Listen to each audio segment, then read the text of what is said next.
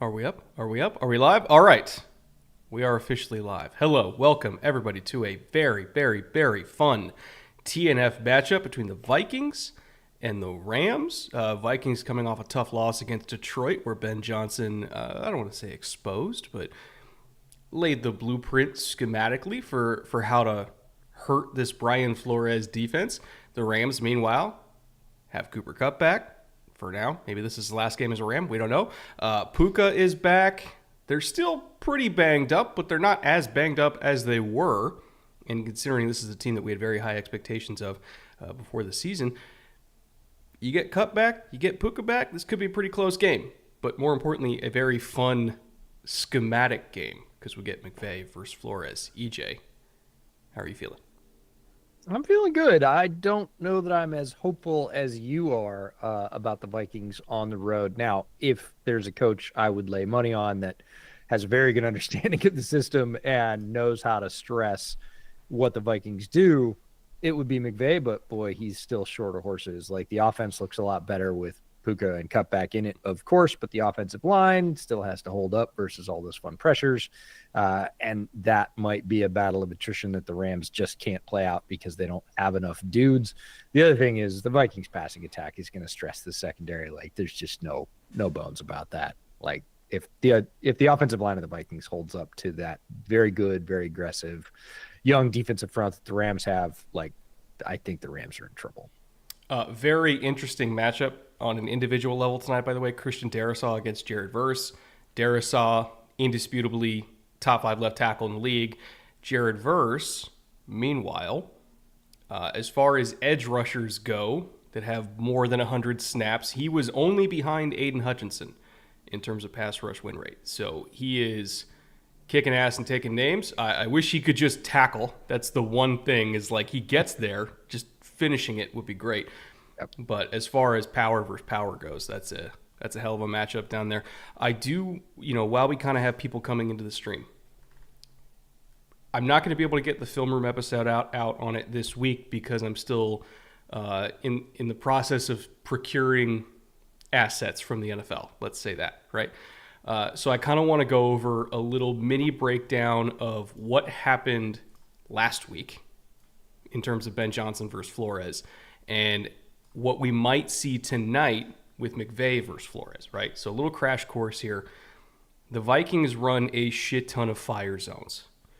They don't do it like most other teams, though. A lot of other teams, it's going to be 3 deep fire zones, right? So you'll drop down the safety. You'll have corner deep, middle safety. You'll have a nickel, strong safety. Maybe you blitz this backer, 3 under, 3 deep, right? Vikings don't do that. They're one of the only teams that doesn't rely on 3 deep fire zones. They rely on 2 deep and 4 deep fire zones, depending on the offensive distribution. So in a 2x2 look here, right? 2 threats to either side, wide receiver, tight end, wide receiver. They're going to run a lot of quarters, but even more so, they're going to run a lot of palms coverage, which is basically quarters that can end up playing out like cover 2, depending on, let's say this number 2 threat, he is quick out to the flat. You'll have this corner trap it to the flat and let number 1 go deep to that safety, right? So it's a lot of palms coverage to 2x2. It's a lot of quarters coverage to traditional 3x1. Now, how this matters a lot is when you're in all these quarters fire zones and palms fire zones, it puts a lot of stress on these linebackers. That's what really killed them last week is they didn't have Blake Cashman, right? So let's say you're bringing the nickel off the edge. He's spiking inside. He's going. You have a rush to contain over here, right? So 5 rushers, 6 in coverage, even distribution. So we're playing palms to either side, right?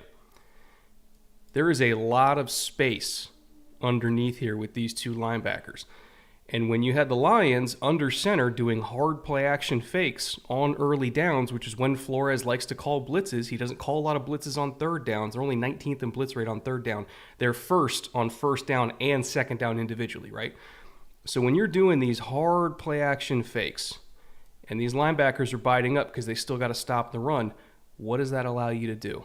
Amon-Ra St. Brown on an over route over the middle, or you kind of work here, you pivot into space. It just allows all these easy completions on crossing routes and overs and digs and all that kind of shit.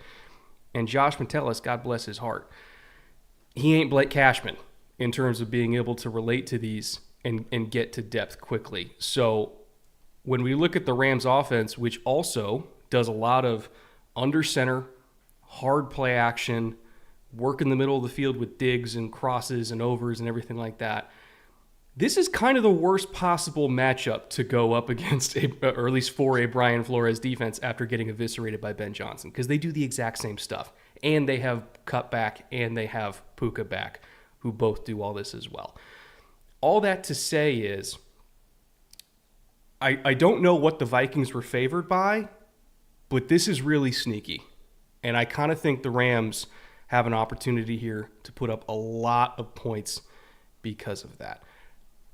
EJ, I know that you are also a Brian Flores enjoyer. Can I sell you on this being the 1 week that he decides not to call these blitzes and to just rush 3 and make Stafford sit back there and throw it into a field full of bodies? Because I kind of feel like that's the play here. No, I think maybe less is probably the answer, because any smart defensive mind, and I certainly categorize Brian Flores as that and above, is going to mix it up. Because if you give Stafford a consistent picture, even if that consistent picture is really hot pressure, he's going to find a way to beat it. He's seen all of it. Stafford has been around the block and then some. So if you give him a consistent look, he's going to find a way to beat it. Now, he might take a beating doing it, usually does, but that doesn't mean he's not going to carve you up in the process. So you're going to have to vary it. You're going to have to do more of that than you typically would if you're Brian Flores, which is dropping extra guys, rushing fewer. But I just don't think it's in Flores' DNA to be able to say, I'm going to lay off the hammer. Like, that's just who he is as a guy. So he might lay off it more, but that's not saying a ton. And we'll see, because as you said, the Rams passing attack has the tools to attack the gaps in what the Vikings like to do. But man, that offensive line has to hold up tonight, and they've not done a great job of that. And if you're talking about a front to hold up against, this is not one I'd pick. They've been pretty darn good. Yeah, this could be an Andrew Van Ginkel legacy game, unfortunately. he's really, really good. Now, I do also, with about 25 minutes to go until kickoff, if you're looking for the underdog entry for tonight, again, we do have the QR code on screen if you haven't played underdog with us before.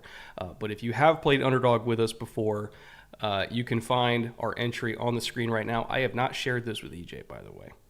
Never do. Never do. You're I went just all not a hires. sharer. I'm not a share. Well, I like hearing your live reaction to it. I went all hires because lowers are for losers.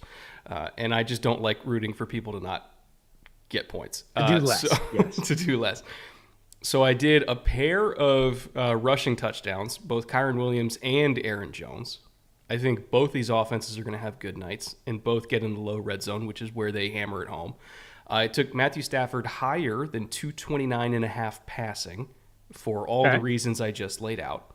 I took Cooper Kupp higher than 68.5 receiving for all the reasons I just laid out. And I took Justin Jefferson,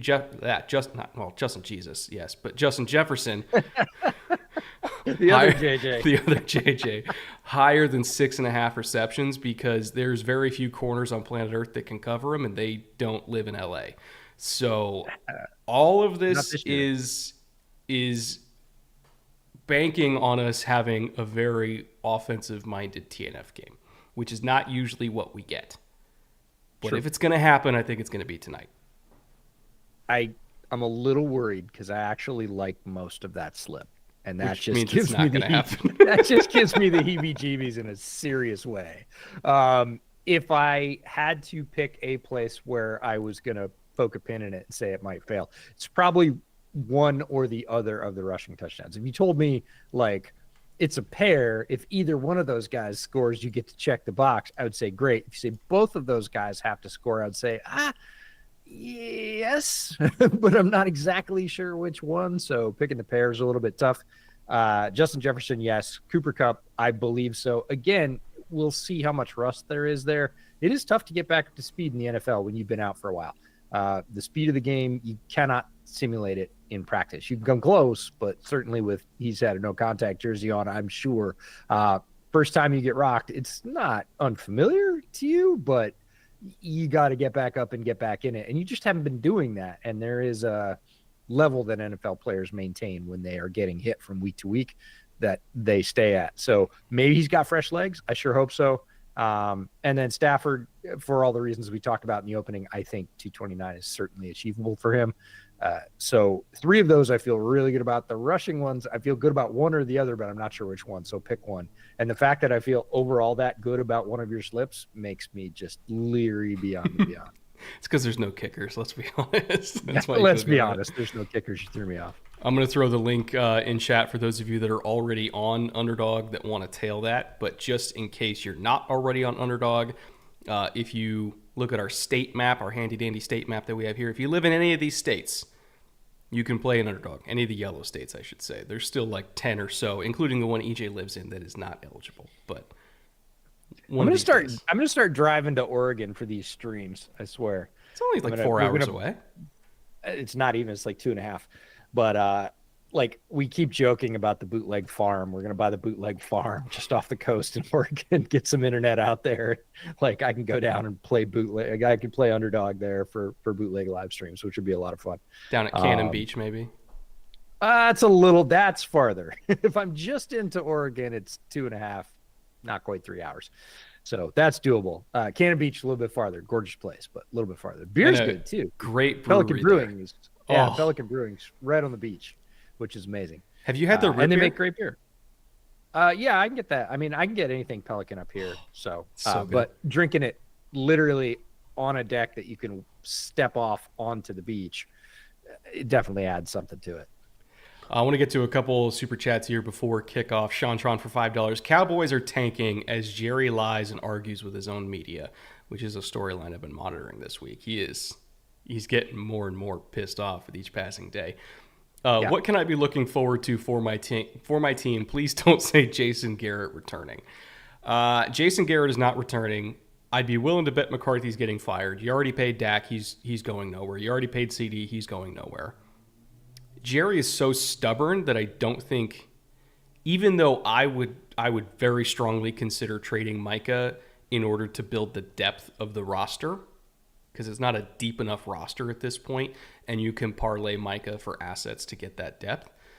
I don't think Jerry's going to do that because he never likes to admit defeat, and he likes to think that he's the greatest drafter of all time, and when you draft an all-pro, you retain the all-pro no matter what, which is why these deals always end up getting done, even though they take forever to do it by playing hardball and then end up paying more anyway. But like they retain their in-house talent. They just do it in the worst possible way. So I don't think they're going to get rid of Micah. Way. Yeah. Easily the most expensive way. But I would certainly entertain it because like they're not a Micah Parsons away from being a contending organization right now, right? Correct. As for what to look forward to, Belichick, I guess. I don't know what else I can really give for you there. Yeah, there's not a lot. I had lunch over at my local pub, and my favorite bartender, Chris, was there, who's a hardcore Cowboys fan, and even he has full realization about what is going on, what's going to occur this year. He has no illusions, as I don't think most Cowboys fans do at this point. If you're feeling really hopeful about this Cowboys team, you're seeing something that all of us are not, because it does not look like a team that is going to stand up to the rigors that it needs to get through the NFC, playoff race and make any noise at all. Like, even if they sneak in somehow, and I'm not even sure they're going to at this point, it feels like they would have to get monumentally lucky to move on. It does not feel like a team that it just doesn't feel like Cowboys year for multiple reasons. Injuries, first among them, I would say, but there are many other reasons right behind that. And I just don't feel like they can overcome that. So we'll see, but not a lot to look forward to this year. As Brett alluded to, maybe something coming in-house next year that would be different and therefore more exciting. Hendog 1000, welcome back, Hendog, for 1999. Thank you very much. Evening, gentlemen. I need the Aaron Jones train to roll through LA, please. Also, got the gentleman Jack for tonight. What are you guys drinking? Ha ha ha. This goes back to hockey's question. I have bad and worse. Well, Yes. more like dangerous and even more dangerous. So, because of the Malort League, I am unfortunately doomed to doing a shot of Malort tonight. So I will do that on kickoff. I think I have like one more shot left in this bottle. To wash that down, I took the only thing that I think is powerful enough to contend with that. God. So I got the Rickhouse Proof from Ben Holiday, which is no bullshit gas in a good way. Like it's great to drink it. But hold on, the exact proof is 122.7. Yeah, so it's 120. Yep. This is going to kill this for me. That's the goal tonight. You hope. Either that or you're going to create a new life form. No, the Rickhouse is amazing stuff. It's got great flavor to it, but it is very proofy. Sometimes we talk about this for those of you that are longtime bootleg listeners. We've talked about high proof alcohols that drink like much lower proof alcohols and vice versa. Yeah. Things that are 80 proof that drink like they're 100 and things that are 110 that drink like they're 80 or 90. Rickhouse for the first like blush as it rushes over your tongue feels like, okay, maybe this is 100. And like 5 seconds later, you're like, nope, this is 120. All right, let's go. And again, it's beautiful stuff. It's well crafted, but it lets you know. I'm starting off with water because if this turns into a blowout, I'm going to have to go to Guinness, which is what I've got in the fridge upstairs, thanks to one of our executive producers off Bootleg. Sent us a nice little care package, and there were a couple bottles of Guinness in there. Just quick fact, I don't normally buy Guinness. If I drink Guinness, it's usually off tap. But I have 2 cold bottles of Guinness that I will resort to if this becomes a blowout and we have to vamp. So I'm starting off clean with water, and I might pivot to mother's milk. We'll see how it goes. Did I tell you I went to the Guinness you did brewery in Dublin? Very different experience than what I thought it was going to be. Yeah. It felt like a pop-up museum. It didn't feel like I was taking a brewery tour. Yeah, 100%. As far as like tours, Bushmills was awesome. Mm-hmm. Middleton was incredible. Middleton was the best distillery tour I've ever been on in my life. Yeah. Which is where like every major Republic of Ireland whiskey that you've ever heard of gets made there. Bushmills is Northern Ireland. Guinness, very different experience. Very different. No, Guinness is. I actually didn't go on the Guinness tour because we didn't have a ton of time in Dublin, and I'd been told from multiple people, both people that live there and people that have gone and taken it, like they just looked at me and they're like, "You're not going to enjoy it." And I was like, I didn't really think I was going to, anyways. So we spent our time doing other things. We drank a lot of it though. It's good. That was the best part. Like you got to have a few. I didn't actually have that many. I was much more interested in the other beers of Ireland that we don't or can't get over here. Much like you, the whiskeys that you couldn't get over here were much more interesting to you. And I spent most of my time with those. But sure, I had a few pints again as well. I was there. TJ Hayes for $5. What's up with MHJ? Should I be concerned as a fantasy owner?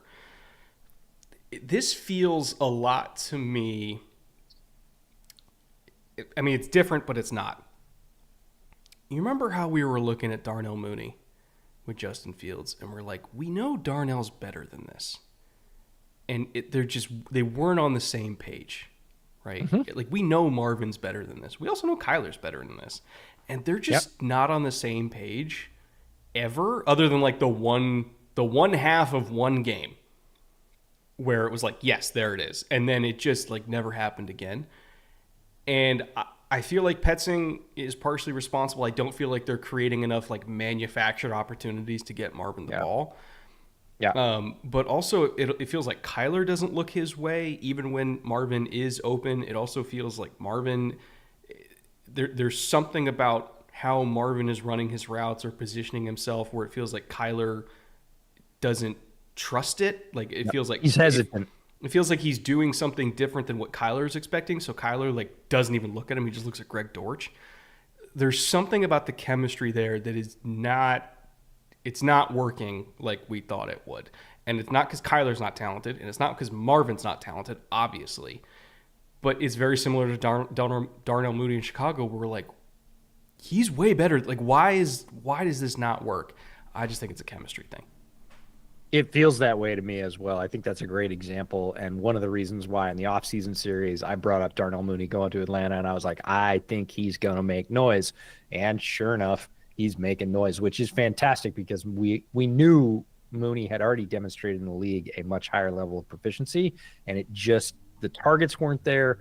The open looks weren't getting served. And we're seeing that with Arizona. Again, Marvin's a rookie, but he's a very talented rookie, and we've already seen a flash of how it can work. And I'm with you that I am not a huge fan of force feeding an offense to any one player, but I might be spoon feeding a little bit more. I would be having at least a touch or two manufactured minimum per quarter. You've invested a very high amount in him. You know he's talented. I would kind of fake it till you make it, push a couple of those, not to the point of interceptions, but at least having, look, this look is supposed to go to Marvin. Look there, and only when you are absolutely sure that's not going to work, look at your outs.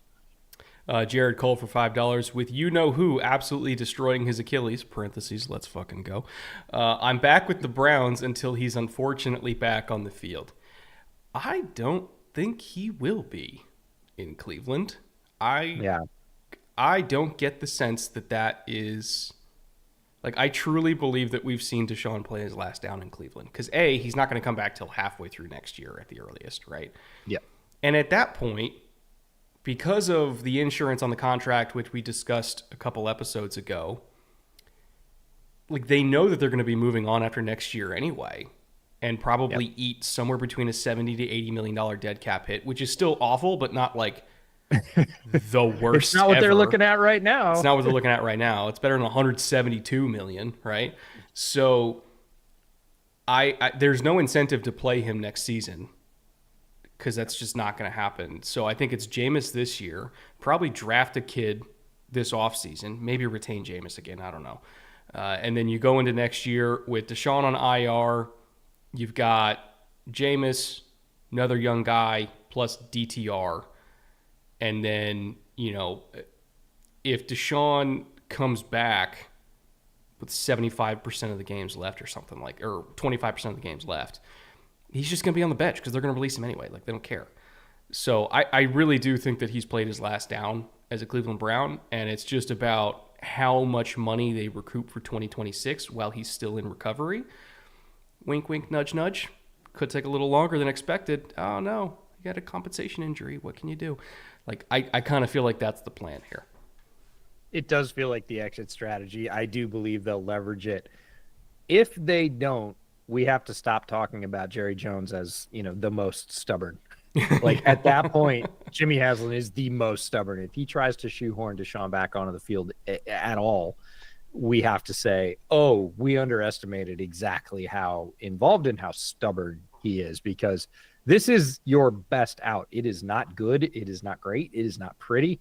It's still, at best, you're going to be out 70-something million for one of the worst trades in NFL history. It's not nice, but it's the nicest thing you could get. This feels like the one chance you're going to get out of this without being burned alive.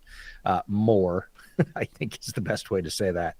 And if you don't use it, that's like, I don't know, triply on you, quadruply on you, whatever we're up to at this point. Like, yeah. Sonny says he got the shirt. Fits like a glove. Thank you, fellas. Oh, yes, Happy let's go. There. So, Sonny, one of our listeners, longtime listeners, at one point he had won a T-shirt, or we'd promised him one, and it had gotten lost in my brain. He reminded us of that, got his address, got a shirt from Homage because they don't ship internationally, shipped it to his home in Canada. Very glad that we get to check that one off. We definitely don't like making promises we don't deliver on. That's not how we run here. So awesome. Very cool, Sonny. Yeah. And now we can alleviate that from like the back of our head. We could just check that It's off. just been there. It's just been Was there there. that guy like a year and a half ago? We didn't get a shirt too. Sorry about that, Sonny. Sorry about the wait. Glad you got the shirt. Monopomos for €5. Thank you, Mono. Hawkinson, Higby, Ayuk all got injured badly on similar tackles. Rule change incoming, amending defenseless receiver. Well, if we're talking about like if a receiver's running a crossing route and a safety is cutting it but going low, I don't think they're ever going to take that explicitly out of the game. Because at that point, if you get penalized for going low and you get penalized for going high, they're probably just going to go high because that's less of a chance of them getting a concussion on a leg, like what we saw with, God, who was it last week that took a knee? Knee to the face. Knee Yep. to the face and got I can't remember who, I think it was a safety. Yeah. So at that point, it's just the equation is defenders protecting themselves, and it's a lot easier for them to go high and give somebody a concussion than it is to go low and destroy their knee while also getting a concussion themselves. And the league does not want to encourage tackles that result in concussions. They would rather, well, I'm not saying they prefer this, but I'm saying that Oh, they are okay with the strike zone being where it is right now is my estimation, because they're trying to encourage tacklers to not go high, but they got to go somewhere. So that's where it is. Yeah, and in terms of rule changes, like they made all this point of emphasis about hip drop tackles. They've done absolutely jack diddly about enforcing that. Like there have been multiple tackles that seem to meet all the criteria for hip drop. They've not called them. They sometimes have fined them, but it's been inconsistent. They haven't fined all of them. So, maybe they would change it, but are they going to call it is a bigger deal, I think. Can't go low, can't go high. Aim for the dick. Yes, actually, like that would be the best case scenario. Pretty small, yeah.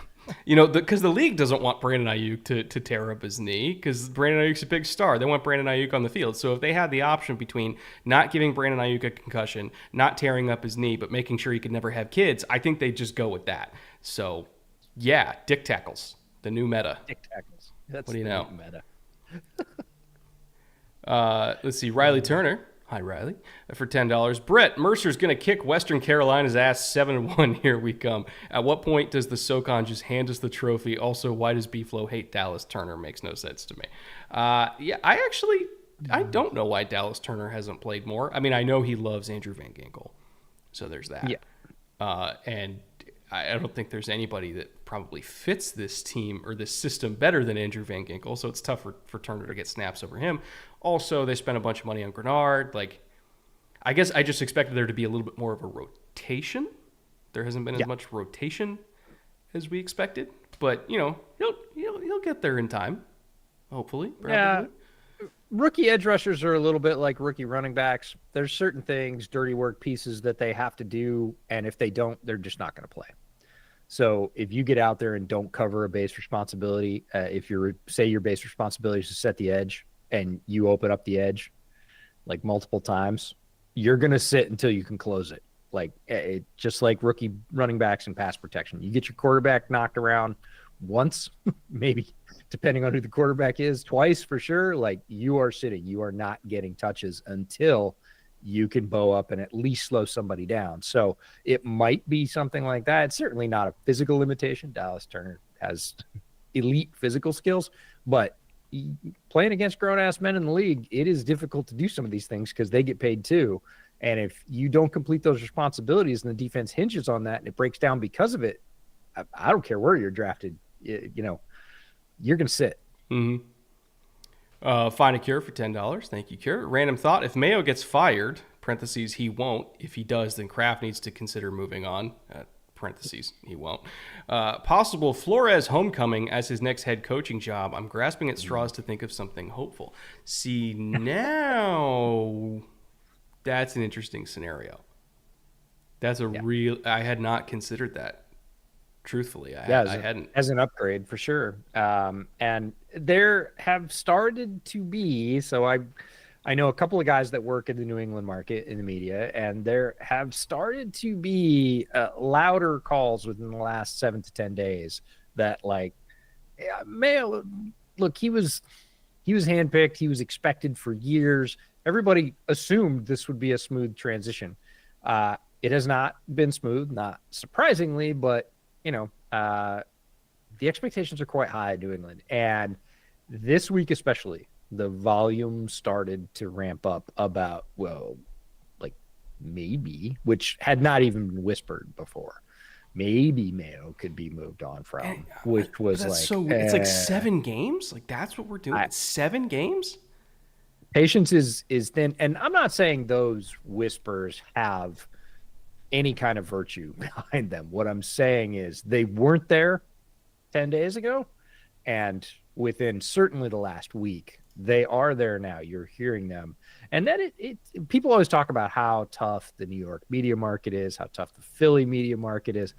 Like Boston is they got the knives sharpened up. You better be winning up there or you're gonna get it. And I'm not saying Flores is getting fired. I'm saying nobody was talking about it openly 2 weeks ago, and now multiple people are talking about it.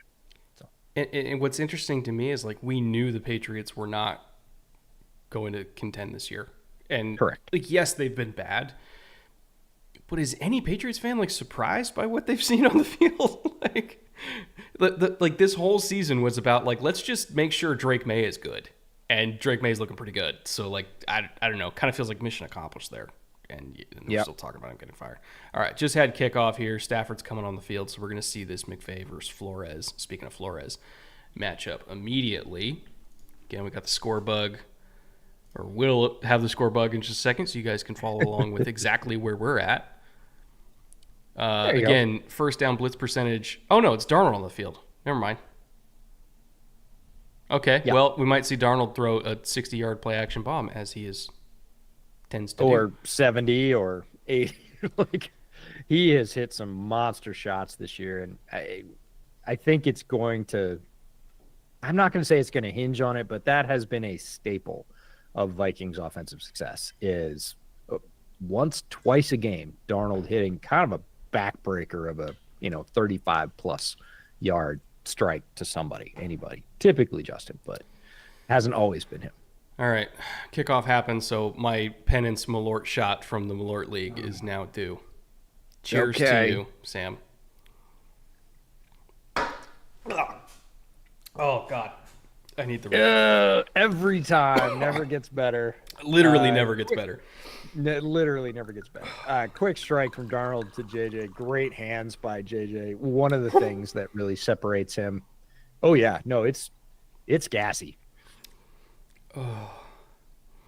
But it immediately just cut right through it. Immediately. I had never thought of that as a use, but I can see it. My savior. Yeah, one of the things that sets Justin Jefferson apart from a lot of receivers in this league. Oh, here goes that Aaron Jones train you were talking about. Nice cut by him. Veteran move. Could have been a loss pretty easily. Turns it into a big gain. Be second short, but Justin Jefferson, great mitts on that guy. He catches the ball correctly. That is, he uses correct catching technique. He also has extremely strong hands and very long arms. The combination is great. He catches a lot of balls away from his body that a lot of receivers in this league do not. If you watch as much football as we do, there are a bunch of passes that guys don't approach correctly from a catch technique perspective and just skip off their hands. It's not a bad throw from the quarterback. It's well located. It's on time. They just don't complete the catch. Justin Jefferson, one of the reasons that he raced out to the yardage and touchdown totals that he did as a young player is he doesn't let very many of those go by because he has excellent catching technique. I was just looking up who it was. Anthony from Esquire Sports had a TikTok creator that covers the NFL. There's that seam window. We talk about the Rams always hitting that. Well, the Vikings always hit that seam window as well. But Anthony, speaking of a catch from Jefferson, had a really interesting TikTok about how Justin Jefferson is a rare pro athlete that has I guess you can call it ambidextrousness with his eyes. Like a lot of guys are right eye dominant versus left eye dominant. Correct. Justin Jefferson can do both, which is why he's able to track the ball so quickly over either one of his shoulders, or like when he's turning and presenting, like he can locate it immediately because he can switch his eye dominance like literally in a millisecond to either side, which is apparently like not very common at all. No, not at all. So yeah, shout out to Anthony from Esquire Sports. That was really like that was something I didn't know about, and I was like, oh, that's actually fascinating. It is fascinating. Cam Curl down on the field, which is why we're taking a break. The Rams can ill afford to lose anybody else in that defensive secondary. If that happens at this point in the game, I might be drinking that Guinness in the second half. Nicholas Coyote for $2. Hey, old number 7 with 101 tonight for Wild Turkey. Wait, oh yeah, WT 101. I was like, it sounds like Wild Turkey. Yeah, Wild Turkey 101. Who wins? I am going to go. Do I want to be bold? I'll be bold. I'll say the Rams win. How about that? Okay. I think I'm gonna watch you sail that ship with my 120 proof. If it doesn't work out, I got something to comfort me. That's right. You've got provisions. Hen dog for $5. Also, I need to thank Brett for one Brian Thomas Jr. It took him late this year in my money league, and he is paying off. I'd say thank EJ more than me for that one. I was going to say, wait a minute, who had BTJ higher on their wide receiver rankings? I don't think it was Brett. Well, I had him at 5, I think, and I had him at 4. So half credit for me. No, we both liked him a lot, and honestly, he's been even better than either one of us thought that he would be at this point, like faster. We thought he would get to this point. If you'd told me that he's where he is now, less than halfway through the season, I would have said, good on him. Like, he has those skills, but that is fast for a rookie receiver, and he's the dude this year. He's got the pedal to the metal, and he looks like he's going to be the guy that hits the ground running and just keeps running. Nick for $5. There's going to be more dig in this LA offense than a young Shia LaBeouf could ever comprehend. That is a joke for 8 people, and I am one of those 8, so I appreciate you. Thank you, Nick. 9, but there we go. Dig it up, down halls, dig it. Classic. Fucking classic. Yeah. All right, back well here. Well played, by the way. Well, very well played. Yeah. Hyper niche joke, but I love it. See, Woody for $2 says he's picking Rams too, so I'm not alone. Not alone in my craziness. So you gotta share your Malort. Yeah, Woody, if Rams lose, you're also taking a shot of Malort, bud. Cam Curl limping off the field, not good. Yeah, they need him. They need him. Yeah, they need everybody back there. I'm not saying they're not or they can't win. But Cam Kinchins is in? Okay. Like, I'm a big Cam Kinchins fan. Me and Jordan Reed, we had an early connection on Cam Kinchins. I tend to check early draft hunches with other people, and our understanding about those interactions is if somebody, you have to ask if they've watched somebody first or if they've done their full report or whatever their process is. And if they haven't, you just go, okay, cool, I'll talk to you when you have. But it's fair game to say, hey, do you have your number on Cam Kinchins, or have you done your full workup on Cam Kinchins? And he was like, yeah. And I was like, where do you have him? Because I'm pretty damn high on him, and he was too. So let's see. Let's watch the Rook play. But again, there's a reason he wasn't starting. Maybe this is an opportunity. Next man up, as always in the NFL. But Darnold to JJ, pretty darn sharp. God, that's 3 now that he's hit. In between the numbers to JJ. And they have not been small. These have all been chunk plays. So that is this drive. Let's see. Oh, man. They are abusing Rosenboom. Like, just waited for him to clear the window because he knew JJ was going to settle in it. That's a great throw. Mm-hmm. Great throw. And they're just going to do that all night. If you're going to stick in quarters all night, they're just going to throw it into that middle window because you don't have Ernest Jones anymore. Nobody can cover it. Yeah, and Rosenboom's not going to stick his hands up and get in that passing window. No. And if he does, you're going to be really surprised. Okay, first read, second read, third read. Oh, it's right there. Got it. Easy. So calm. Yeah, so calm. That was very much he was starting on the little flare out to the right, came across to the number two, right to the number three without any panic and just flipped it to him. And sometimes those are the hardest throws when guys are wide ass open, and that is wide ass open. A lot of times guys will pull it or try and aim it. Darnold, way too veteran for that. Just little chip leak. Loop. Beautiful. I remember when we said that the Rams are literally the worst defense in the league in terms of positive EPA percentage against them. Drives like that are why. Drives like that are why. No, if their defensive line doesn't get home right now, they're not winning on defense. Like, They completely live and die by their pass rush. That's all they have. they are one dimensional, and they're not even necessarily great against the run. So if their D line doesn't win on passing downs, they're giving up points, field goals, touchdowns, whatever, and it's just a tough place to be in. And as depleted as their offense has been, they certainly haven't had the firepower to keep up, which is why they have the current record they do. Yeah, so I think we can probably jump back to a couple of super chats that were a little farther up. Cure for $2 said, ask the league if you could do a pickle whiskey shot. I no longer have the pickle whiskey, and arguably that was even worse than Malort. Like, truly. And that's because I hate pickles. And when you combine it with whiskey into a liqueur type substance, a pickled flavored liqueur type substance, I'd rather do this, truly. Nicholas Coyote for $2. Puka starting? I don't know. We're about to find out. We're about to get the Rams offense on the field. He's supposed to be. Yeah, he's supposed to be. The question about D Hop. We're going to talk about it in a lot of detail. The podcast that drops tomorrow. We recorded that this morning.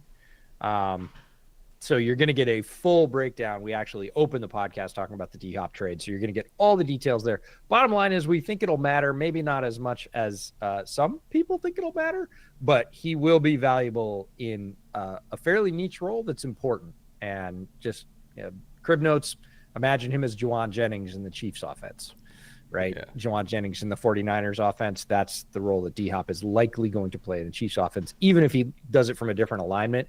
3-4 times a game, he's going to get him that physical catch right past the sticks, and that's going to keep drives going. So it's a big deal. Yeah, it's from D-Mac Wake. How you doing, D-Mac, for $20? The thing is, the Chiefs didn't have an on-ball receiver. They desperately needed an Puka dropped it. They desperately needed an on-ball receiver because that is not going to be Xavier Worthy. They need somebody who could line up and box outside, and we've seen that a couple times this year, where D-Hop's going against a press corner, and he's still got some short area shake to him. He just doesn't have any sort of vertical explosiveness. But you don't trust Worthy against a press corner right now. So, Hop as the on-ball receiver means Worthy can still be a slot player. He can be a guy, who's on the move, getting jet sweeps, and just not getting touched generally. And you're going to use Hopkins as that mid-level read on flood that they run a lot too. There's Puka getting a little bit of yak for first down. So it's a perfect system fit. It's a perfect system fit, and the fact that they got it for I think it was a 5th round pick that's a conditional 4th if they make the Super Bowl, which it's the Chiefs, so they're probably going to make the Super Bowl. That's a good value for a rental that fills a need that is a high quality player. I was going to say, if Puka caught that first one, he should have gotten like 3 catches for it because that's how many times he caught it before he finally dropped it. But turned out to be a drop, so he gets 0. Rams big hole for Kyron. Midfield. And Kyron rocking the pink cleats. Are you allowed to? I think it's the crucial catch. Oh, okay. That's right. Yeah, it's October. Yeah, you're right. Right, but they're light pink, which I have not seen before. Usually the pink is that sort of bright, almost magenta pink. Mm-hmm. These are like, I don't know, what is that, rose colored? Like very light pink. Baby pink. Yeah, there you go. All right, they do clash with the yellow, though. Yep. And look, the Vikings are going to take that. Like, if that's what the Rams are going to muster on offense, I think the Vikings are probably going to take it. Little underneath shots that they can rally and tackle 5-6 yards. Go for it all night long. Like the problem, though, is when you run into an offense that's totally comfortable with doing that 11 times in a row. Yeah. like the Rams. Then it's like, okay, at some point we do have to get a stop here, guys. Like, you can't just Yeah, when allow you get in the 6 red yards zone, of it's like, play. okay, now we gotta tighten up a little bit and change it up.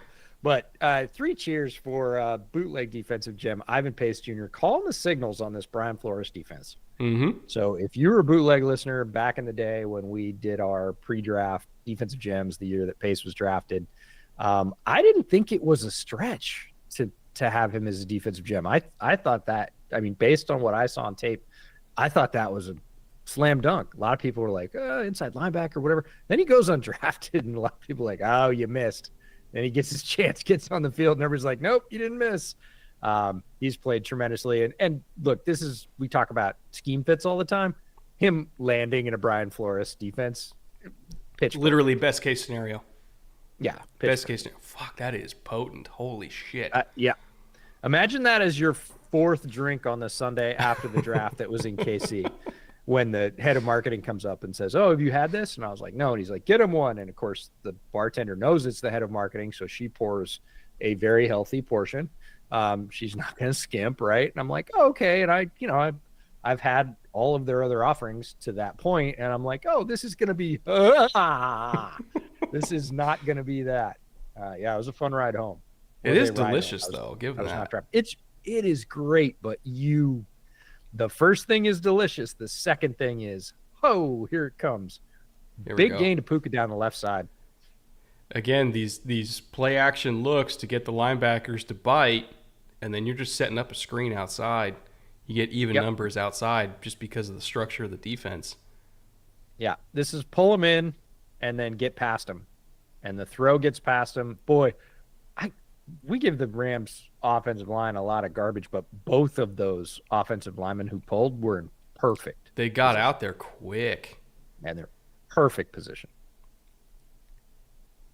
Oh, I love it. Where's the face mask? There's Pace. Kyron's right. He got face mask, but 2 good cuts out of him. Little left and right. They're not even really jump cuts. They're just quick cuts. And he does those as well as anybody inside the box. Like, he is the anti-DeAndre Swift. Oh, you mean he has contact balance? Yeah. No, not the balance even. It's just the vision. Like, vision and patience. And I love running back play. One of the reasons I was big on Kyron Williams when he was coming out was exactly that he shows vision and patience within the tackle box. And if you have that as a running back, let's be honest, you're going to get yards. I don't care what league you're in. If you can time that and cut it at the right time, and you understand that, you have both the physical skill and the vision to match up. Doesn't matter if you have long speed. Doesn't matter if you break a ton of tackles. It's nice if you have those things. But if you have that skill and you have any kind of offensive line in front of you and you run with lean, you're going to get yards. Might be 3, but you keep adding up 3-yard runs. It's positive. Very rarely are you going to take a bad loss. And we don't see Kyron taking a lot of like 7-8 yard, dumps where he tries to do too much. He gets there and nice little move, well timed. He just got up from a collision with Ivan Pace, kind of holding his arm. Like, I think when he went shoulder to shoulder with Ivan there, that might have stung him a little bit. So we're gonna have to keep an eye on that. Not a great tactic overall. You're probably going to lose that in terms of attrition. Oh, dart. Couldn't get it to cup. No flag either. Fascinating deployment of Metellus here, who is both a safety and a linebacker and a nickel. Yep. Kind of plays a different role every single week, I swear. He's playing safety here after playing linebacker last week. Got away with one. Yeah. Slight little tug there. Yeah, but right at the apex of the break. Like, grabbed his hips right at the apex of the break, and that's all he needed. It was a half step off, right? Connection missed by a half step. That's, if they're not going to call you for it, sure, go for it. But definitely, I would say a pro grab right there. Oh, bullet. Got it. And see, that's not Ivan's game. Like, in terms of matching up in coverage in space, like, you never really want him going backwards. You want him going forwards. So to kind of isolate him on Kyron, that's tip your cap to that one. He's not going to cover that. Right. Back to your point about Metellus.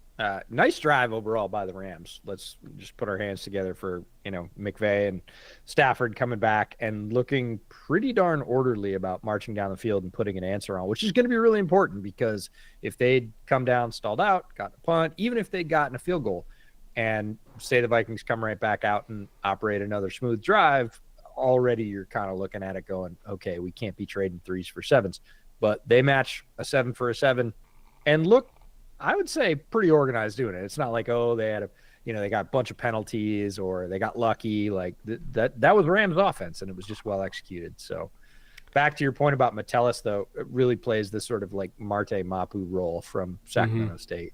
Like they just run him all over as a rover. Sometimes he's in what looks like a weak side linebacker, sometimes strong safety. You said even nickel. Mapu, they would drop to deep center field. Like they just did everything with him. Metellus has a bunch of that flexibility to his game as well. Just vibing for $50. Thank you for waiting, Just vibing. Wanted to do this especially for you. Evening, everybody. I have absolutely nothing to say tonight besides that I can't wait for the repeat of the 2016 Vikings season because Vikings fans can't have nice things. Oh man, I'm trying to remember. 2016, was that I think that was the outdoor playoff game against Seattle, right? At the Gopher Stadium that was like negative a billion degrees with the missed kick from was it Blair Walsh? Is that who it was? I think 2016, that was that year. Ball was as hard as a rock. Vikings fans in the comments are going to have to correct me if I'm wrong on that, but my 8-year-old NFL history I think is that game. Oh no, that was 2012. What was 2016? I don't know. Look it up. You got the power. Look it up. Hold on. I don't think Ponder was still there, right? I don't think he lasted that long. 2016 Vikings season. They went, was this the year where they started out hot and then went 8-8? Hold on. That's right. They started out 5-0 and then went 8-8. Oh, I forgot about that. Oh my God. Everybody jumped on the bandwagon. So it's a little bit like, Dallas last year. Oh my God. I forgot they did that. That is hilarious. Yeah. Oh, Vikings fans. They've been through so much. Jesus. Speaking of not deserving nice things, it's like the fact that we're mixing up like collapses. I know. It's which time did the Vikings blow it? Oh no, that was the other collapse. Was that? Yeah, no, that was the year before that. Oh, my bad. Sorry. What's crazy is the year after that, I think, was the Minneapolis Miracle. Like literally 1 year later. Wild times. Oh, 2015 was Walsh. Wait, so in back-to-back years, they had the Blair Walsh game, the 8-8 collapse, the high of the Minneapolis Miracle, and then getting fucking detonated by the Eagles in the NFC Championship game. Oh, man. Speaking of not having nice things. They went through it.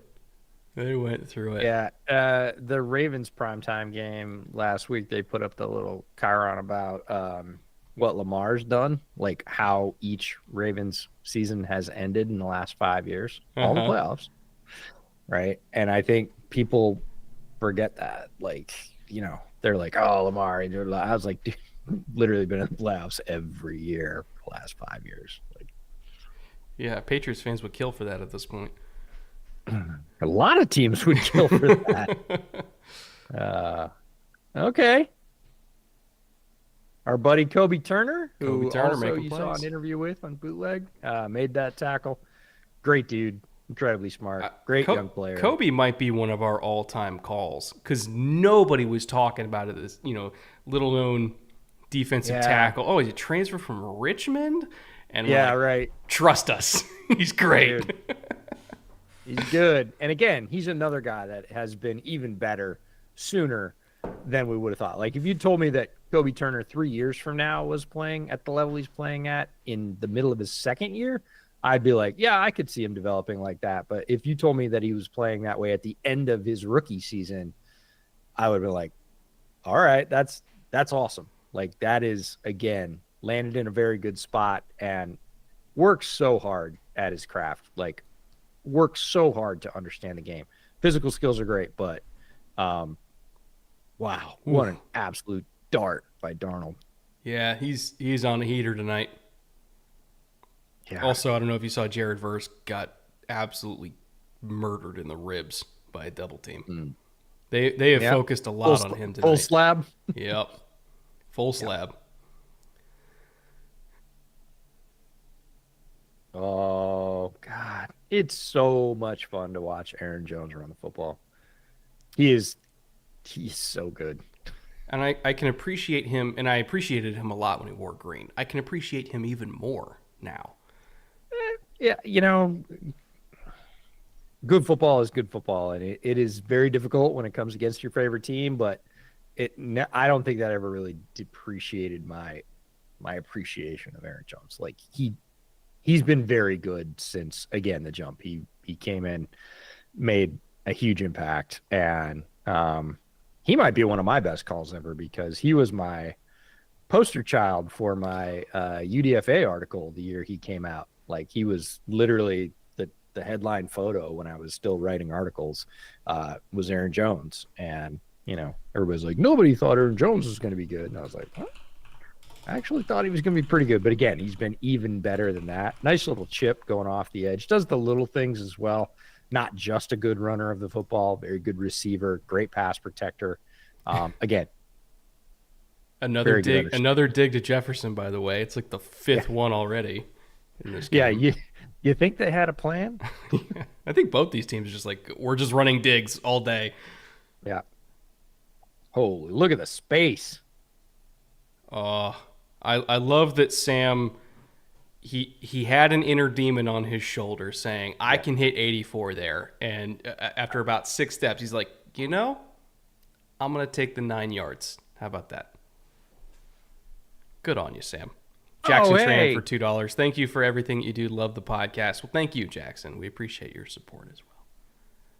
Younghead for $4.99. Cordova here. Hope you and EJ are doing well. Hey! Andrew Cordova, who is working for NFL Films at this point. Good to see you, man. Thanks for stopping by. He's working. He was with the Chargers for a long time. By the way, he's the man behind those anime schedule videos, hand animating them himself. Also did All In with the Chargers, and now he's working on the AFC North Hard Knocks, which I don't know when that premieres, but it's probably pretty soon at this point. But he is one of the best creative minds in all of football media. So we are very lucky to have him with us tonight. Indeed. And a great hang. Just and a great say hang. That. And a great hang. Also, Ben says hi, Andrew. I just saw him yesterday. I was over at the Chargers facility recording a bunch of videos. Yeah. Normally we do it on the practice field, but I rolled up in the middle of the day and I heard very loud music coming from the practice field, and I saw Ben and Tyler out front with the camera, and I was like, I take it we're not doing it out there. And they're like, nope, midday practice. Not today. Front of the building it is. Yeah. Oh, man. JJ's going to get 7 catches in the first half. First quarter. This is... That probably was one of the most solid pieces of that entry. Like, if you're going to bet on somebody, like betting the overs, whatever JJ's overs are, usually a pretty good bet. But so far, really good display of football on both sides, certainly offensive football.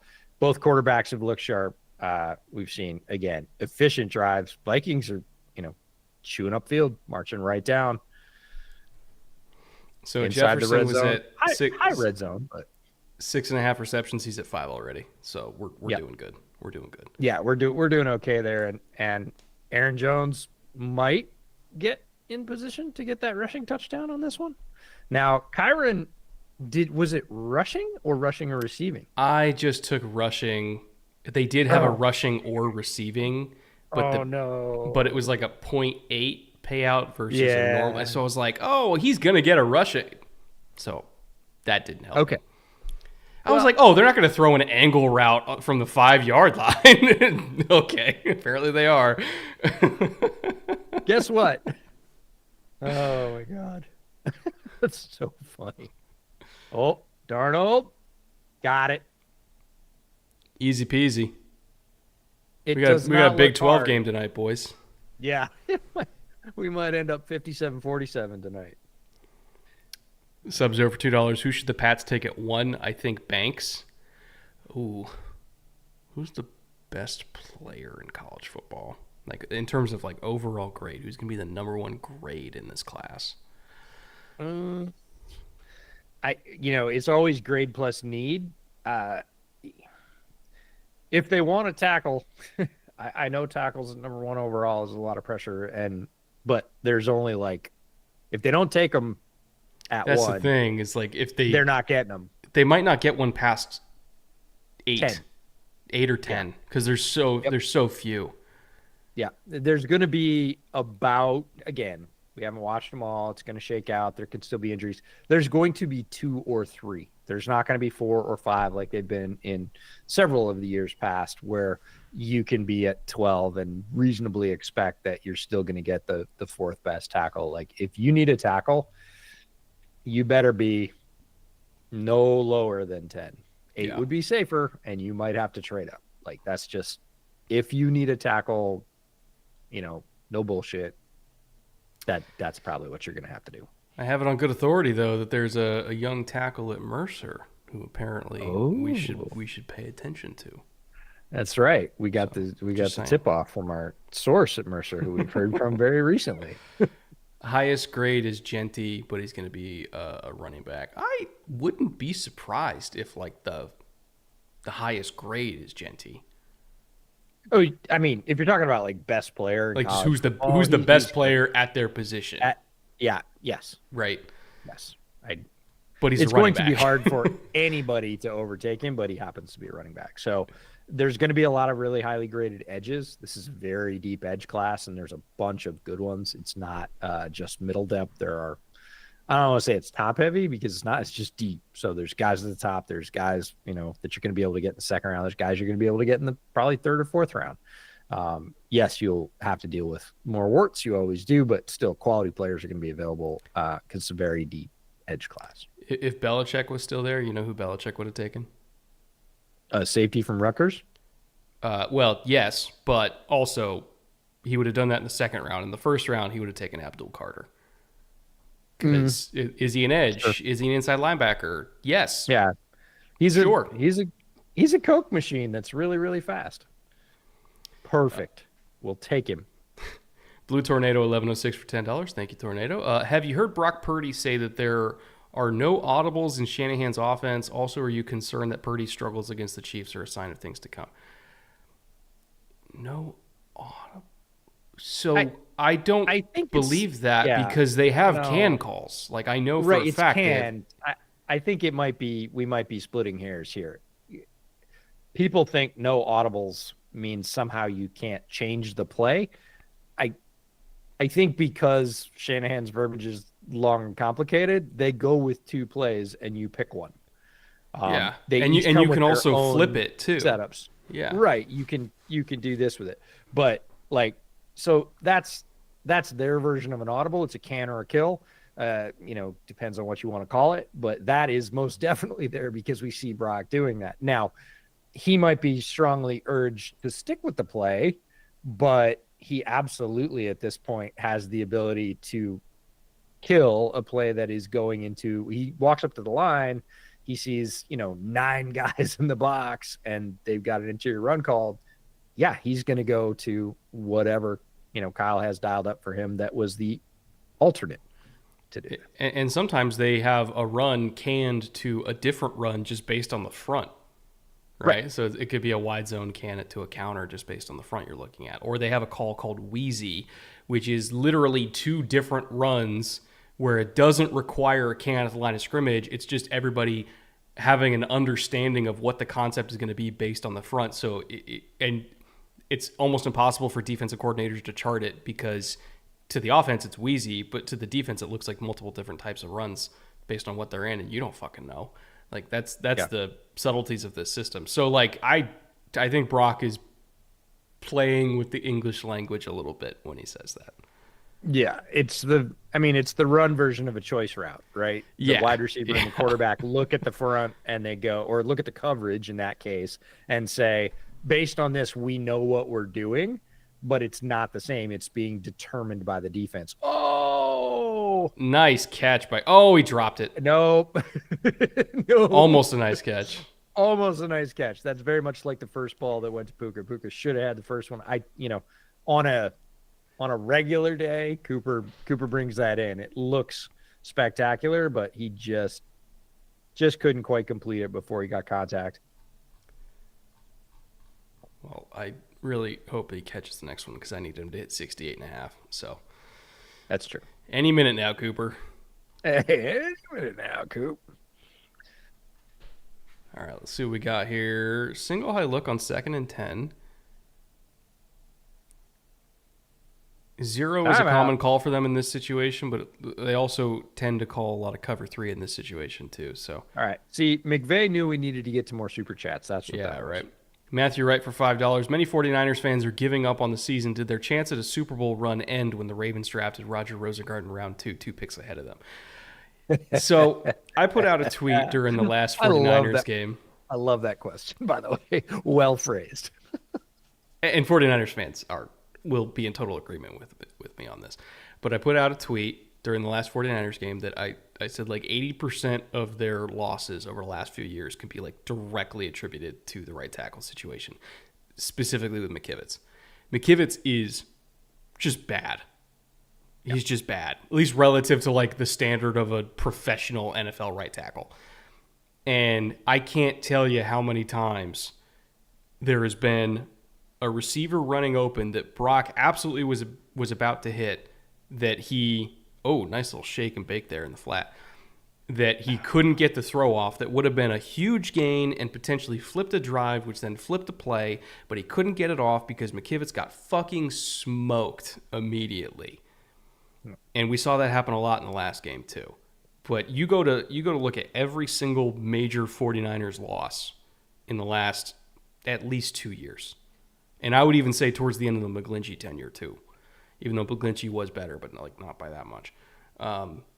And their right tackle situation has been a huge problem. Hell, the right tackle situation is why Brock got hurt against the Eagles a few years ago in his first year. So, yeah, them not drafting Rosengarten in round 2, and I was a big Rosengarten guy.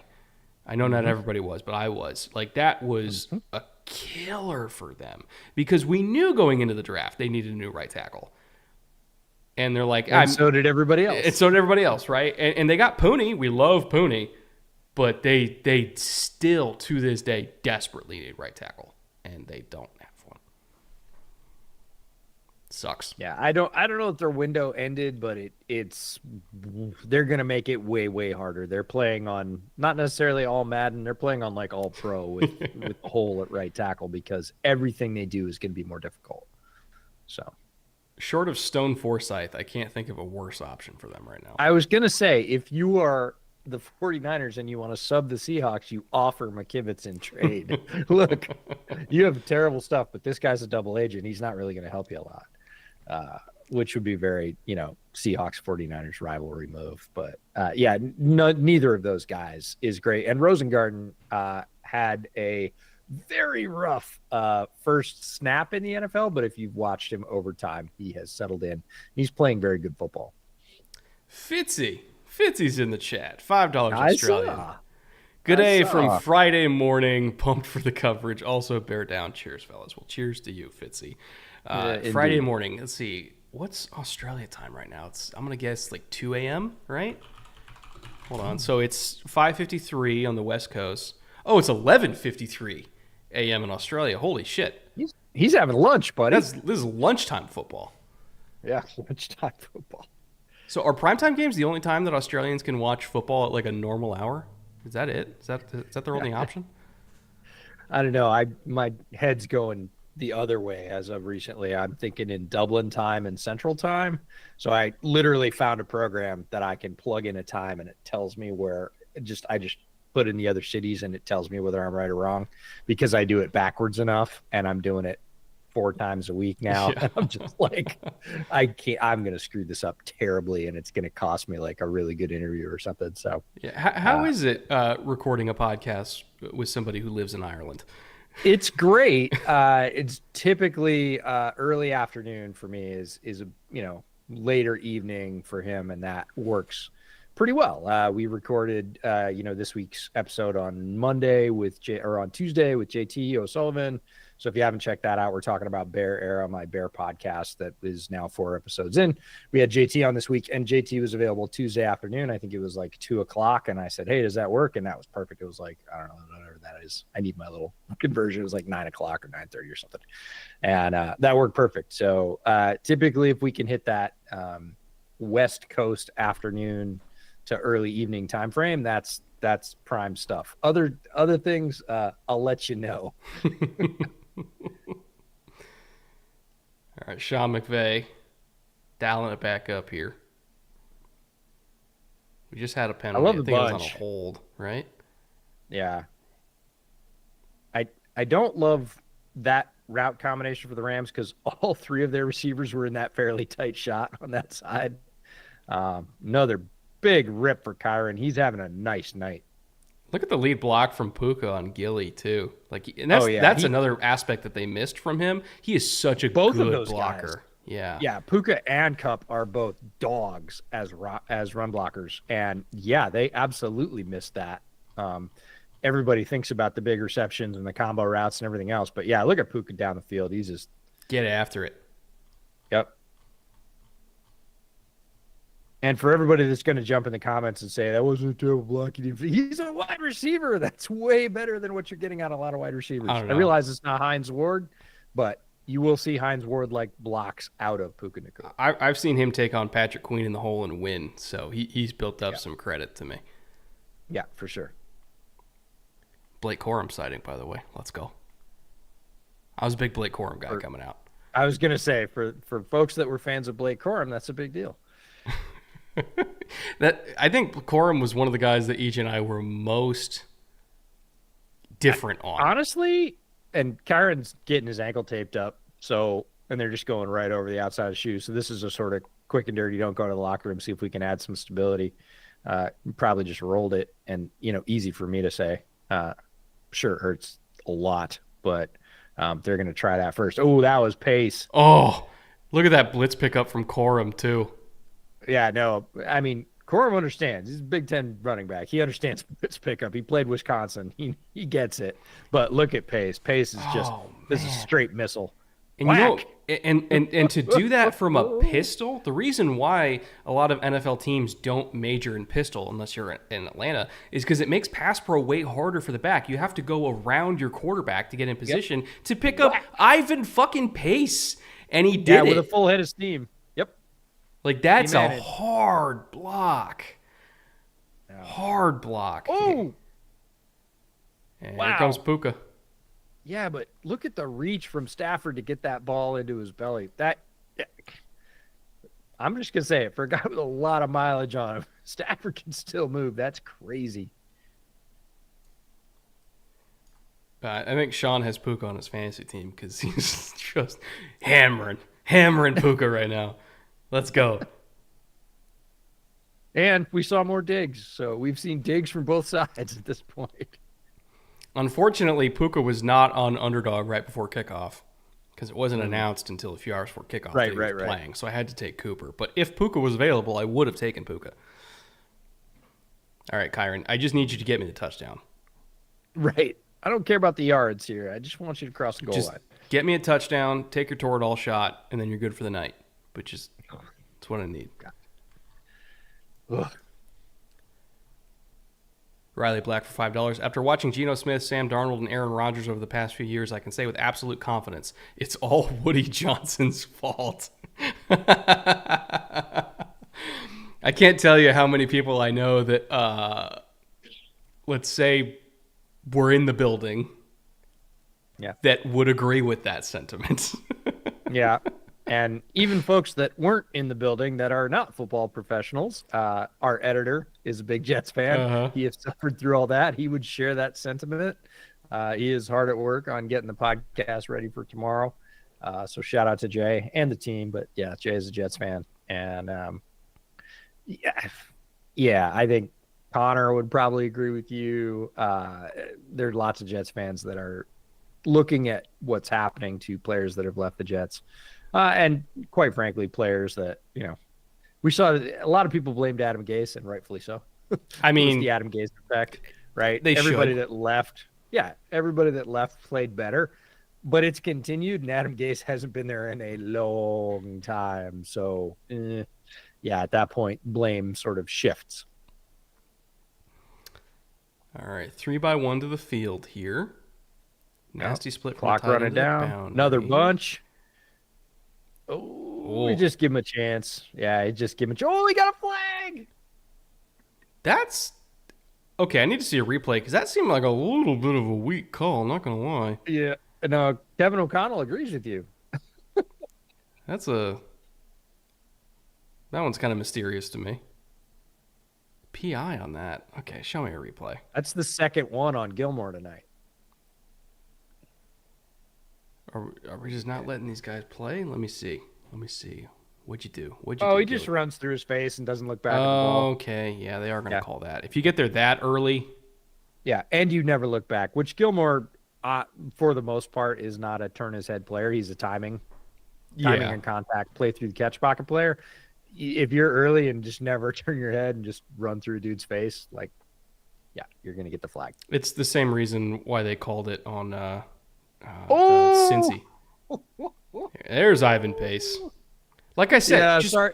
go forward. I'm sorry about your Kyron touchdown, but nice play from Ivan Pace. Again, this is why Ivan Pace loves playing for Flores because, and we said it earlier, what do you want Ivan Pace doing? You want him going forward, downhill, not necessarily back on his heels in coverage. That's not his strong suit. That's his strong suit right there. Read and kill. It's not read and react. It's read and kill. Yeah, he's like that linebacker from The Replacements. That Gene Hackman's like, go get me the ball. Like that's right. That's him. That's him. Mega play. All right, what we got here? Uh-oh. Oh, no. Oh, he got out of it. Oh, Magic. how did he get out of that? There's still some magic left in those legs. I mean, the reach to Puka was something on that little quick motion, but that's something else entirely. I don't know. Maybe I should buy a sleep number bed. Holy shit. For him. Oh, I thought he was dead look to at rights. this. Clean shot, just ducks through it, over the linebacker, in the hole. Poor Nice Harrison stuff. Phillips. Oh, Yep. he had him, Gilmore. man. He was right there. I know. Gilmore victimized again. He's gonna. If you look at the coverage stats, like he's gonna be the closest player. Yeah, to he's that's not gonna be going to like attributed his. to him. He's not going to like his No, PFF so grade far tomorrow. it's been a rugged first half for Gilmore. Couple of DPIs and then victimized on a touchdown. Look, it's a Superman play from Stafford, which is why we always tell all of you that nuance and context matters. But when you look at the stats for who was in coverage, that's going to be Gilmore. That touchdown is going to be on him. So, fair or not, it's not going to stack up very well, but just above and beyond by Matt Stafford. He's one of those guys I've kind of stopped saying it. I've been saying it for 4 years. I'm like, Stafford's got to fall off at some point. So, the injury's got to catch up with him sometime. Like, he's not going to be able to play that well forever. He won a ring. He should retire. Like, nope. Every week, this is what you get. It's like saying Derrick Henry's going to slow down. Right. Exactly. And the window has been about the same, 3-4 years. Like, come on, he's over 30 now. Look at all the carries. Can't keep doing that. Nobody does. Not nobody, just very few of them. So to be able to see Stafford play through all the punishment, even he plays this way when he doesn't have weapons. Like he's that guy that always goes that hard. And yeah, just enjoy it, folks. At this point, he is a classic. He is a great quarterback. Bumble for 50123 for $5. Thank you, Bumble. Question for my fantasy lineup: 2 running backs and a flex. Taylor, Achane, Montgomery, McLaurin. Hold on. Is Jaden playing this week?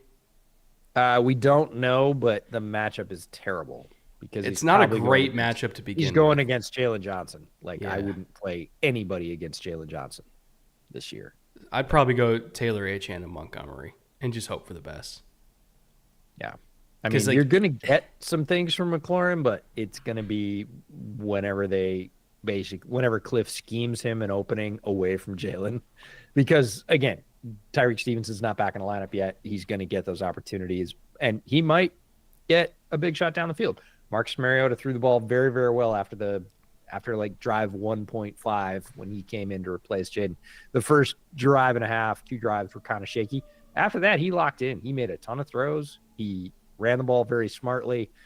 Doesn't have the same pop in his legs necessarily that Jaden does, but he can still cover ground. If you give him an opening, he's going to take 8 to 12 yards pretty easily.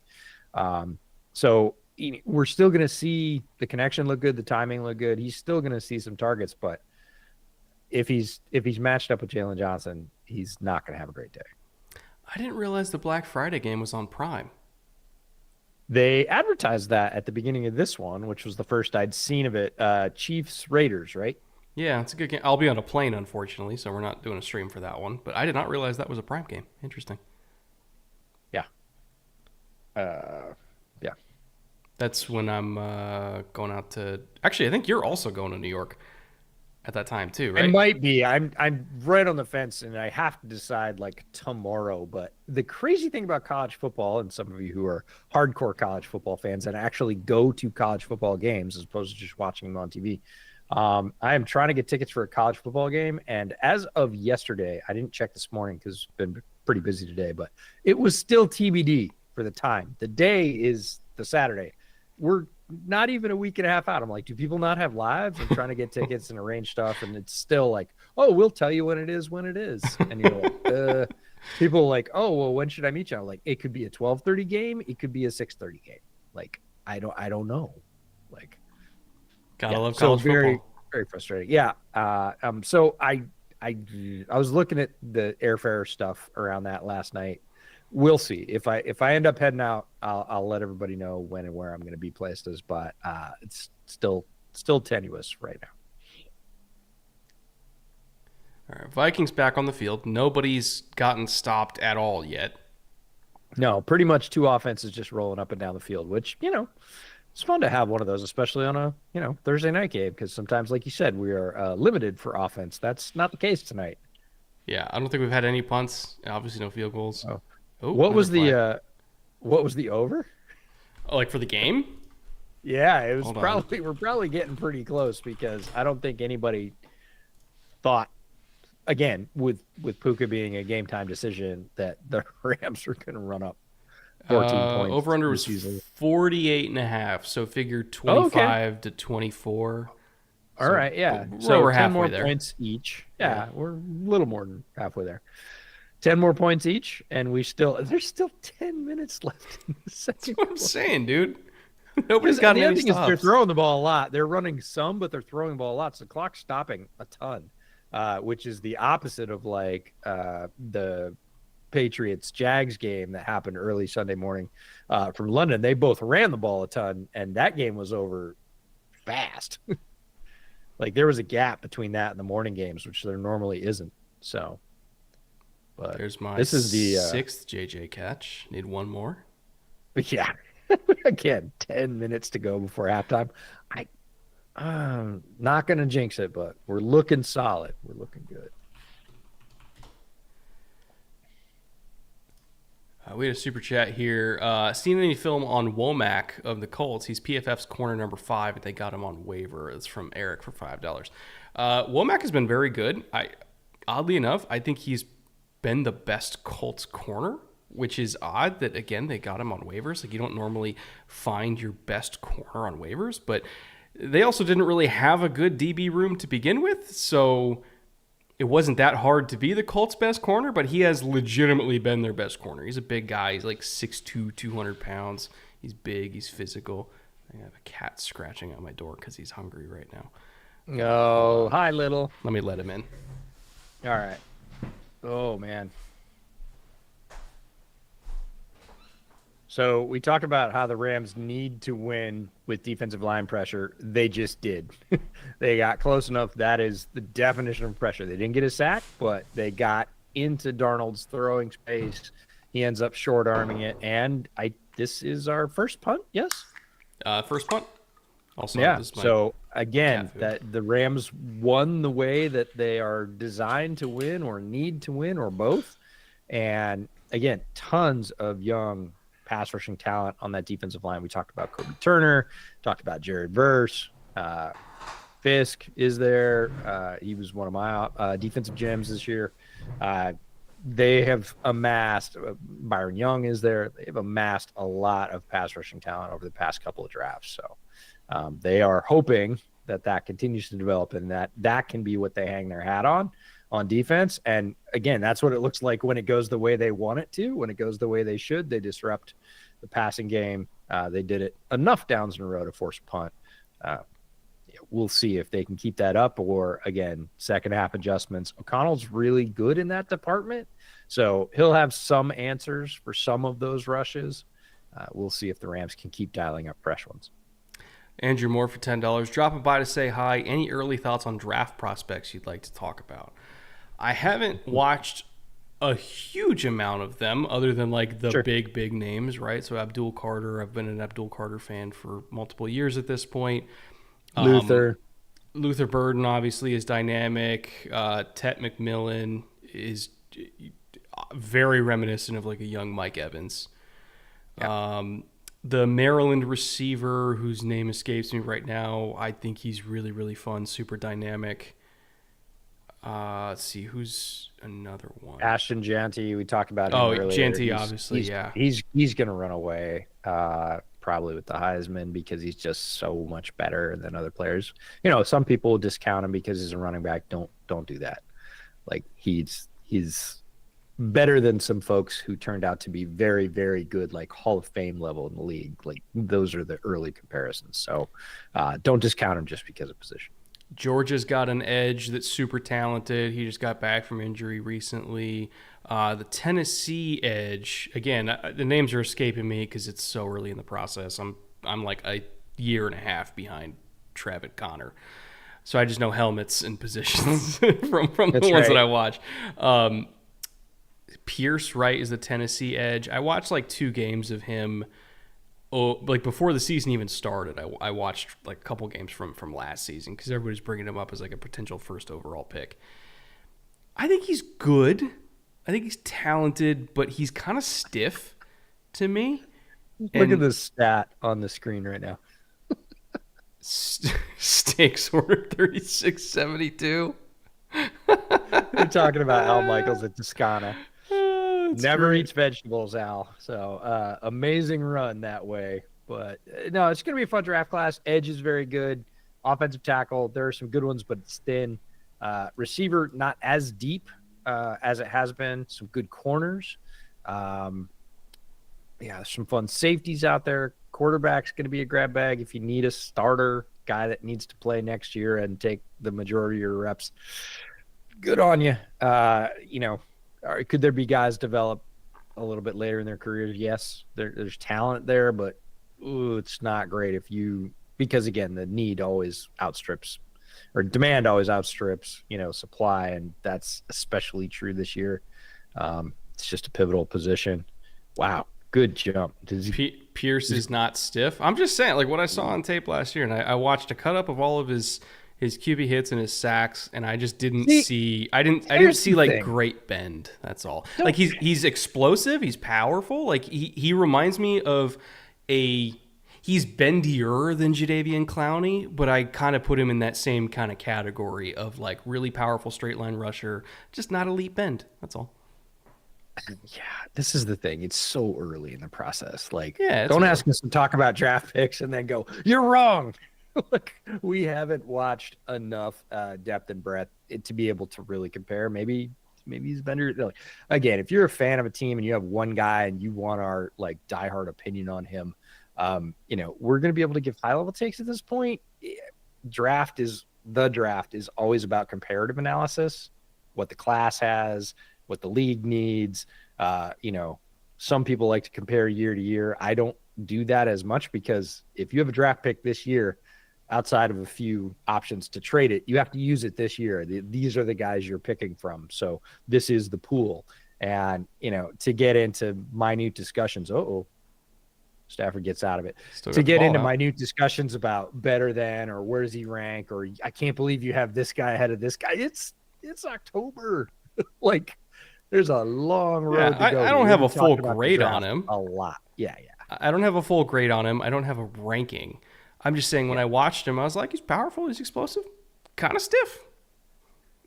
Right. And that's comparative to other people in the class and whatever else. So I'm just raising my hand early in October and saying I'm not having those discussions for a couple of months. Like I'll give you an initial impression, but if you want to like nitpick pieces, for the most part, outside of guys that maybe I thought were coming out last year, so I watched a bunch of tape of them then, or like you said, they're super high profile players and have been for a couple of years on their team.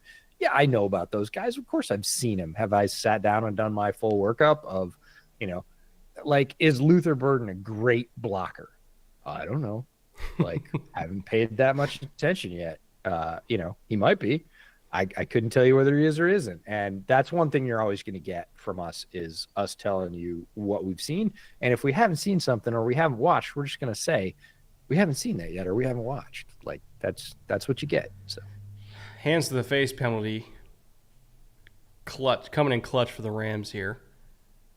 Kind of saved their drive. yeah, I was going to say this is the second drive that has been buoyed by penalties. So we'll see.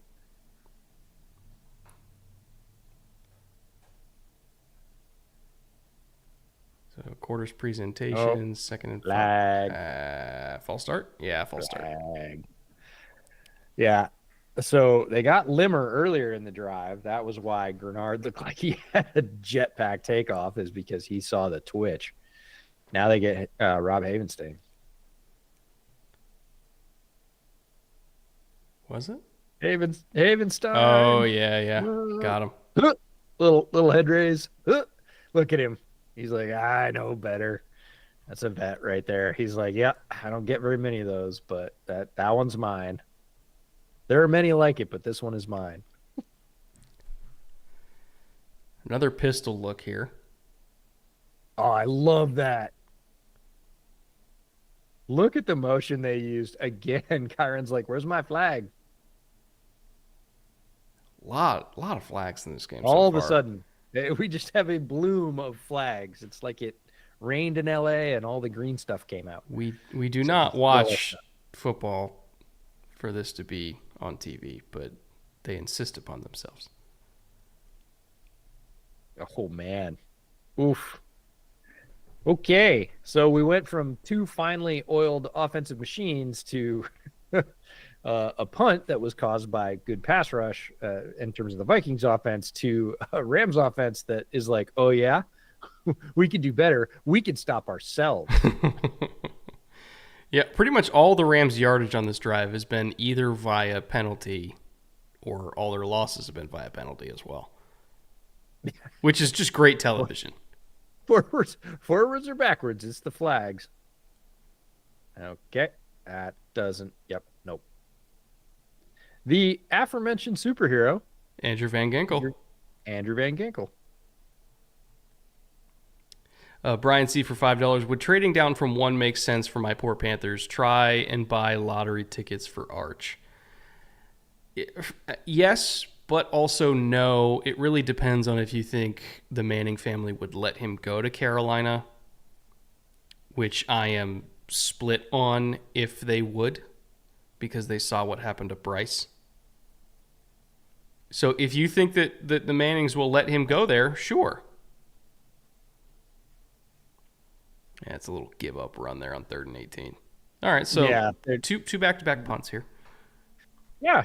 The tenor has changed. Again, adjustments get made after the first few drives, and didn't look like either defense really had their legs under them for the first couple drives, and last couple drives come together. Obviously, some help for the Vikings with penalties, but also some hurt.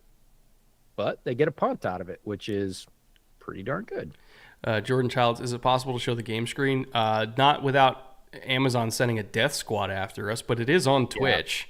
Yeah. If you go to the Prime Video Twitch channel, you can see the actual game while listening to us talk about it. If that's a and it's not for for you.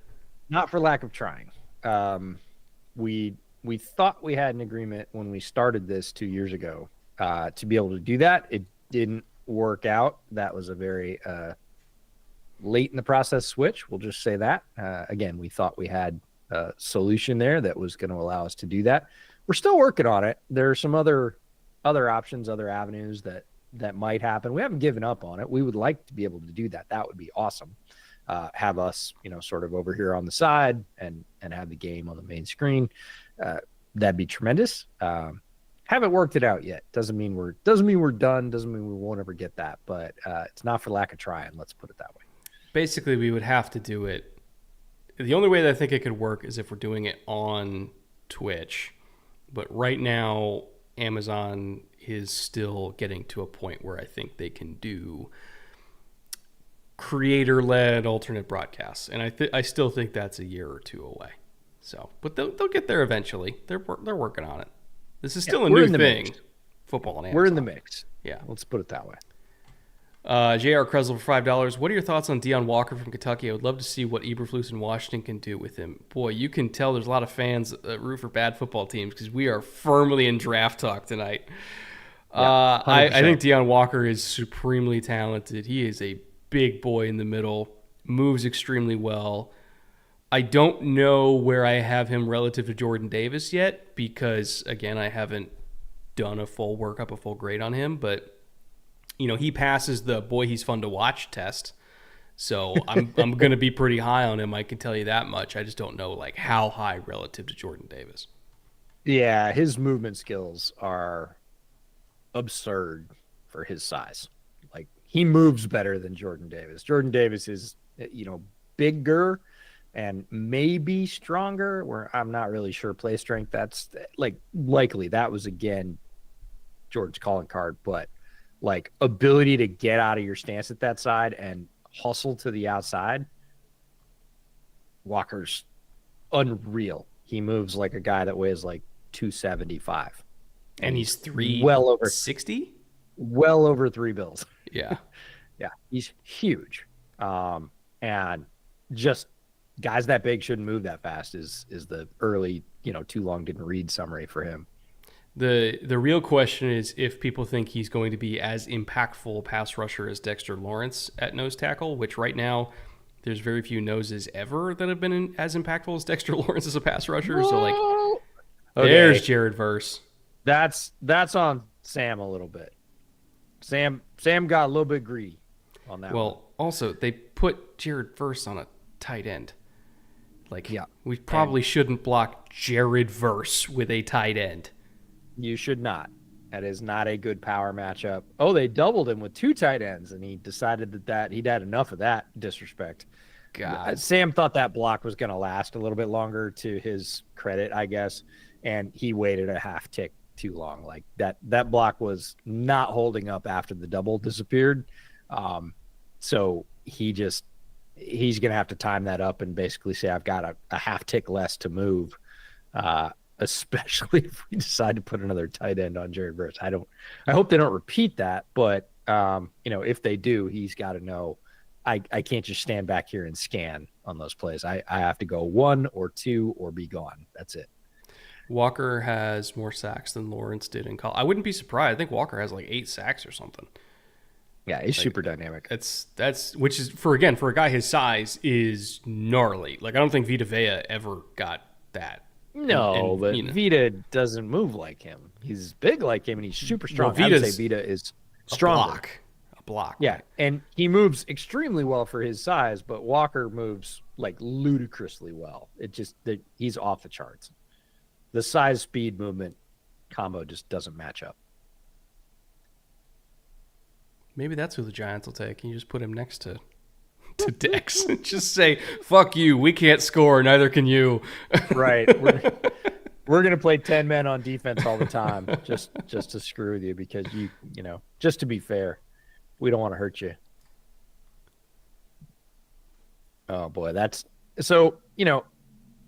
good work by Verse or by Young to get inside on the loop stump, but it's also not really a rep the Vikings offensive line is gonna want to watch.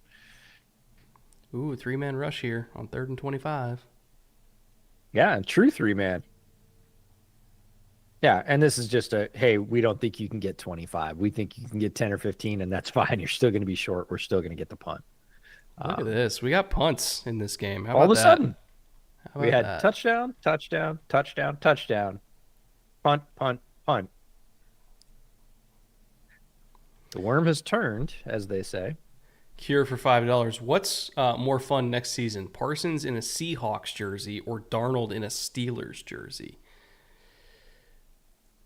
I would say Darnold in a Steelers jersey just because the Seahawks already have so many fun edge rushers that they don't need Micah. I mean, it would be fun, but they don't need it. The The NASCAR Steelers package would need be Sam Darnold. ridiculous. Yeah, in terms of need, if you're talking about pure fun, oh sure, Micah playing for Mike Mack, like let's go. Yeah, that would be a ton of fun. Need? No, I'm with you. They've already got a bunch of fun, young, effective edge rushers. For those of you that haven't watched Seattle's defense this year, Boy Mafe is realizing all the promise we hoped he had. Shannon Nwosu hasn't even really been healthy this year, and he's coming back. He's played a little bit, but if you get all the edge talent, we love Derek Hall. He's playing extremely well on the other side. Like they've got dudes. They're not short. Lots of teams we go, oh, they need pass rush. They just don't have the horses. Seahawks, they have the horses. You want to add one more and an extremely talented one in Micah. Yeah, sure. Like more, Yeah. more, just better. Yeah. The But Seahawks have need-wise, guys. They're just all hurt. That's the Yeah. issue. All right. Rams taking the ball again, 1st and 10, in what has very quickly become a defensive battle. Yeah, this is where it's gonna be a little bit tough. That to get the touchdown for the entry. So you might flash the underdog entry up again, show how we're doing progress wise. But getting touchdowns is always like if I had a little bit of an itch on this one, it was that. Yeah, maybe one of those guys is getting, and I didn't know it was just rushing either. That was the Yeah, kicker. One of them does have a touchdown. We'd be in a good spot if it was rushing or receiving, but Oh, I got interesting. greedy. Yeah, I know. It happens. You saw the 0.8 and you decided to shy away. Kyra changed his cleats after that ankle roll. Well, I wonder if he wanted a higher shoe.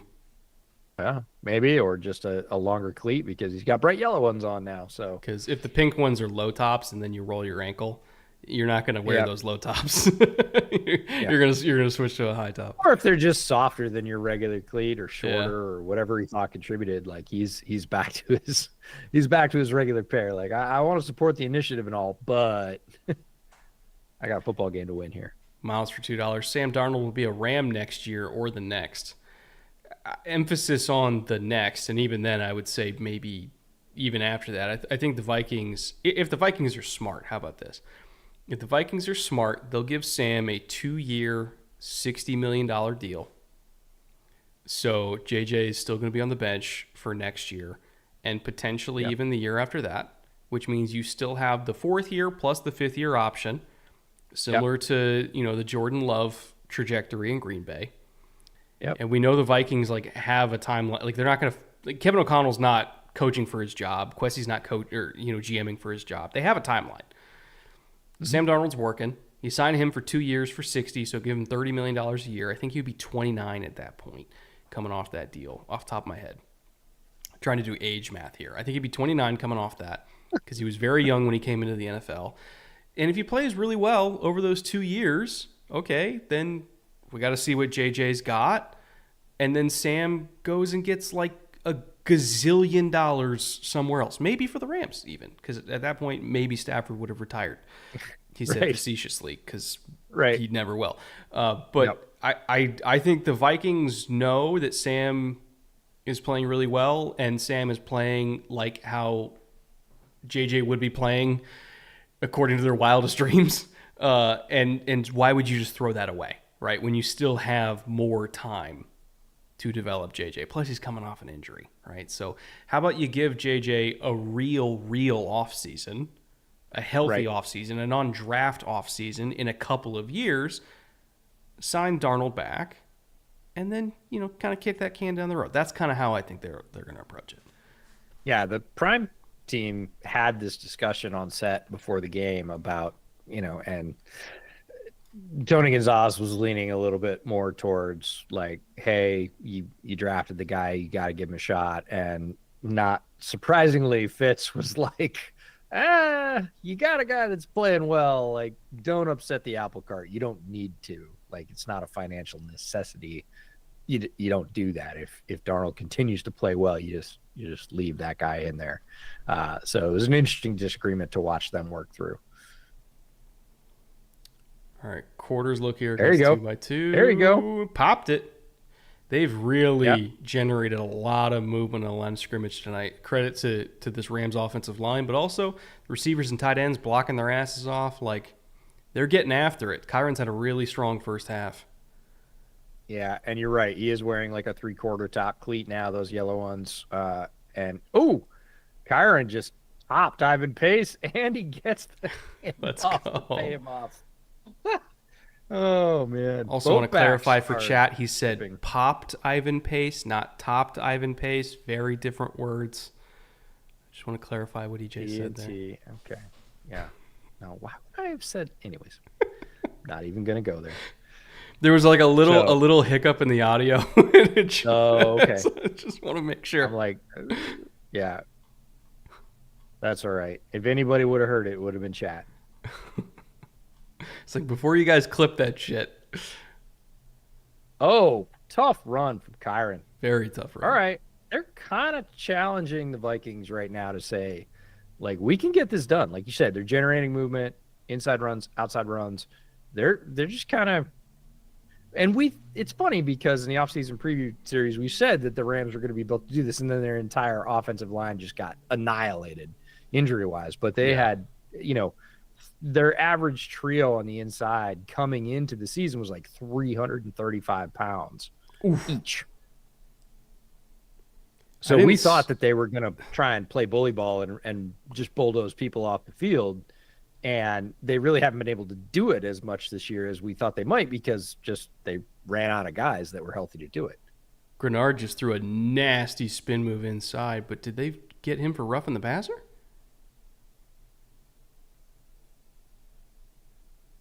It's running a game between. Oh, no, it's not a game. Oh, it's Pace for going low. That's kind of a. He ends up. Okay, because I he guess. gets pushed. Yeah, no, because he gets pushed, he ends up hitting him below the knee. He was aiming for mid-thigh, but he was getting pushed down by the tackle. Yeah. And so he hits him below the knee. Like, I get it, and they're going to protect the quarterback. We're well aware of that. It looks like they picked it up, which they should, but they definitely discussed it. But that's not something I would have called. Again, if we're mushing audio, it sound like definitely disgusted. I would have been disgusted if they called it. Absolutely. I'm not gonna argue with that one. Ooh, we got one hole here on 3rd and 6. Well, they're showing 5. Are they actually going to bring 5? Yeah. Oh, that's awesome. So they showed one hole and then dropped out into Tampa 2. That is a fucking diabolical call.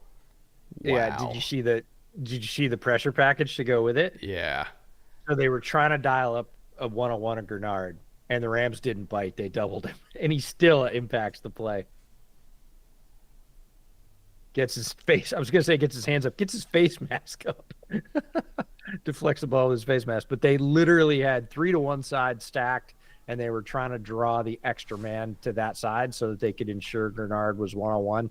Rams didn't bite. They sent both the left side over there to deal with Grenard because he's been a terror this year. He had a very good year last year.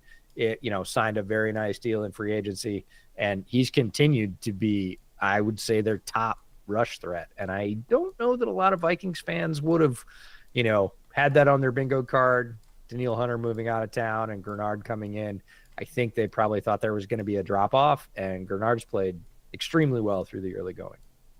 So I'm going to bring up our a flag. Yeah, right. Where is it? There we go. So I'm going to bring this Dallas up. Dallas Turner complaining about why that happened. This is a fun little wrinkle that Flores does often, right? Where he'll show man coverage on 3rd down. And he'll have his guy, like if you get a receiver in motion, he'll trail it. He'll have his guys trail it. He's going to show man all the way with a single high safety.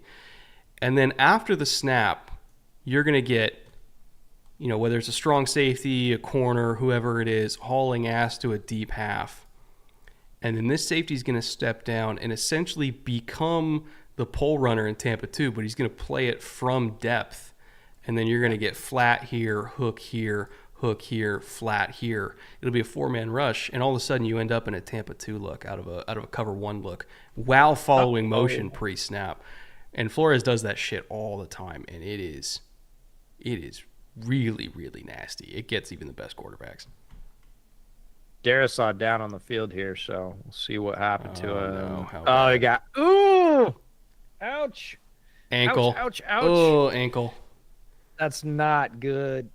Ankle, knee, all of it, whole leg, good. all of Not it. Good. Don't like it. He's grabbing his knee too. Don't love it. That is not a lot the Vikings can afford. You literally can't replace him. You cannot replace Christian Darisaw. No. And they are relying. This is the domino effect of an injury in the NFL. They are relying on being able to, regardless of who's over there rushing, say, he's yours, Christian. You got him one-on-one. We don't have to chip help.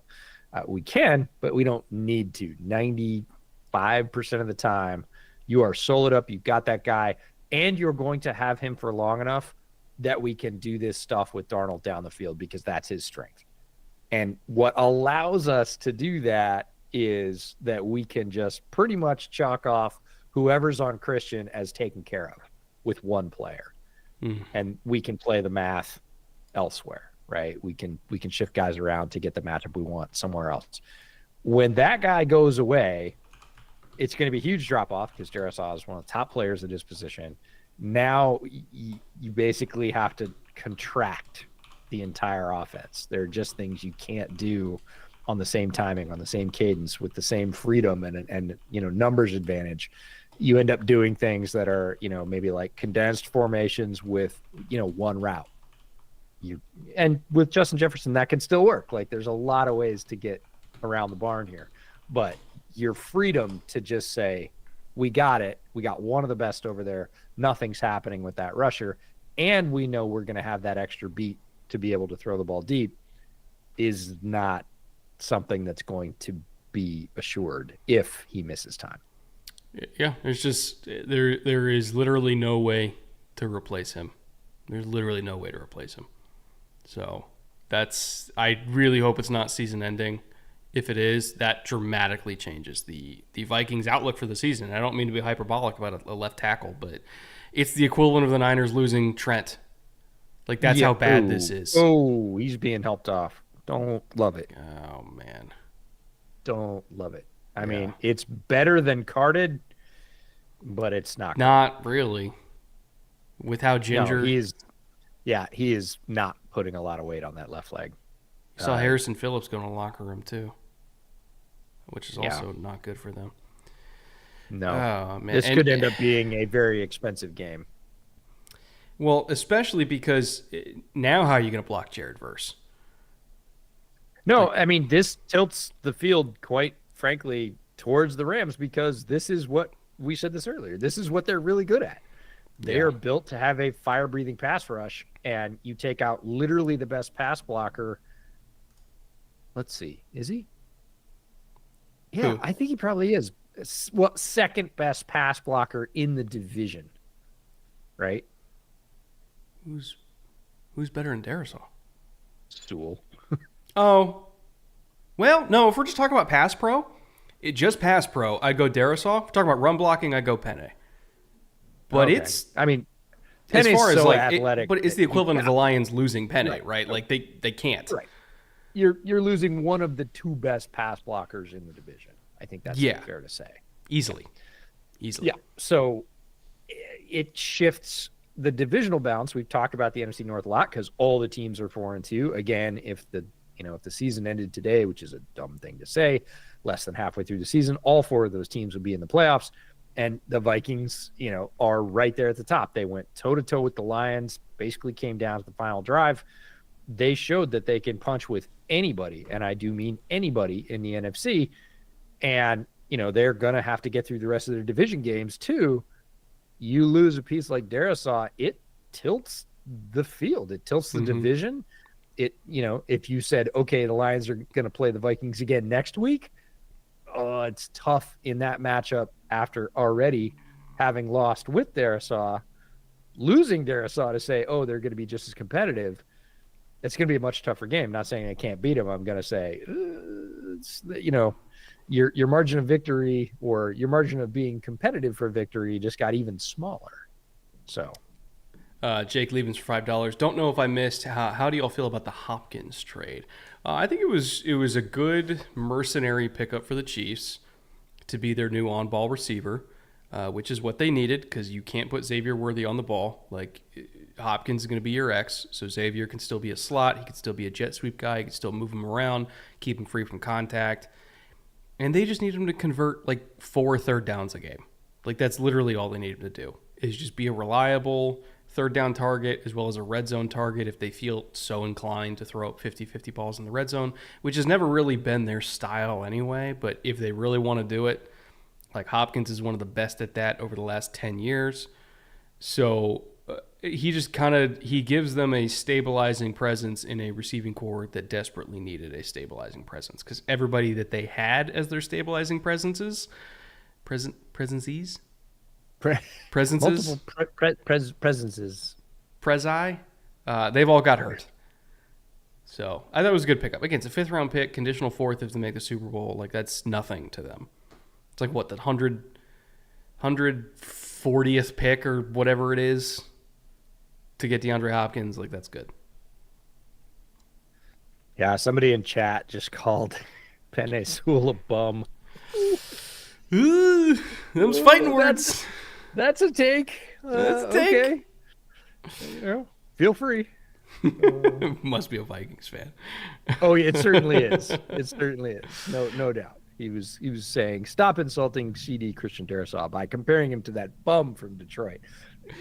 I'll let you say that to Penei's face. How about that? Yeah, you can have 2 very good players at a similar position in the same division and not have one of them be a bum. It is possible.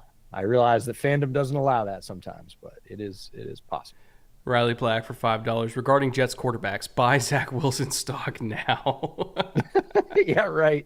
If the trend holds, gold's going over 5,000. Give it 5 years, and Zach Wilson's going to be taking the Raiders to the playoffs. Somebody had a super chat. I saw this one. I wanted to answer it because I thought it was a great question. Scrolling up. Michael Horn for $9.99. Thank you, Michael. Who's the next defensive coordinator with the potential to change a team as a head coach? I'll start. Lou Anarumo in silver and black because I don't think AP will stay. Interesting because I'm not sure that we have a very high opinion of Lou Anarumo. He slipped a little bit of late, but some of that's personnel. We have a ton of respect for him as a coach. I'm not sure he wants to be a head coach. If he did, sure, give him a shot. First on the list, and I think, again, if he wants the shot, is Spags. Like, if you want to give Spags a team. You talk about Lou. I don't know if Lou wants the shot at this point. I think it's I don't think Spags. It's same caveat, right? If he wants that opportunity, I would give it to him in a heartbeat because he has proved to be one of the best schemers in the game, period, bar none. He's earned that right for sure.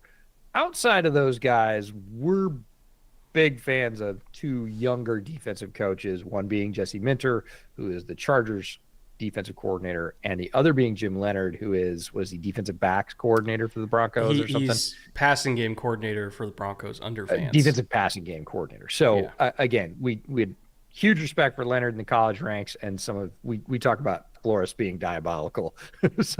some of Leonard's stuff is also diabolical. We think, again, Minter might be a year too early just experience-wise, but if you wait a year, you might not get him. So there's that balance. Some coaches have not succeeded. You just put too much on their plate too early.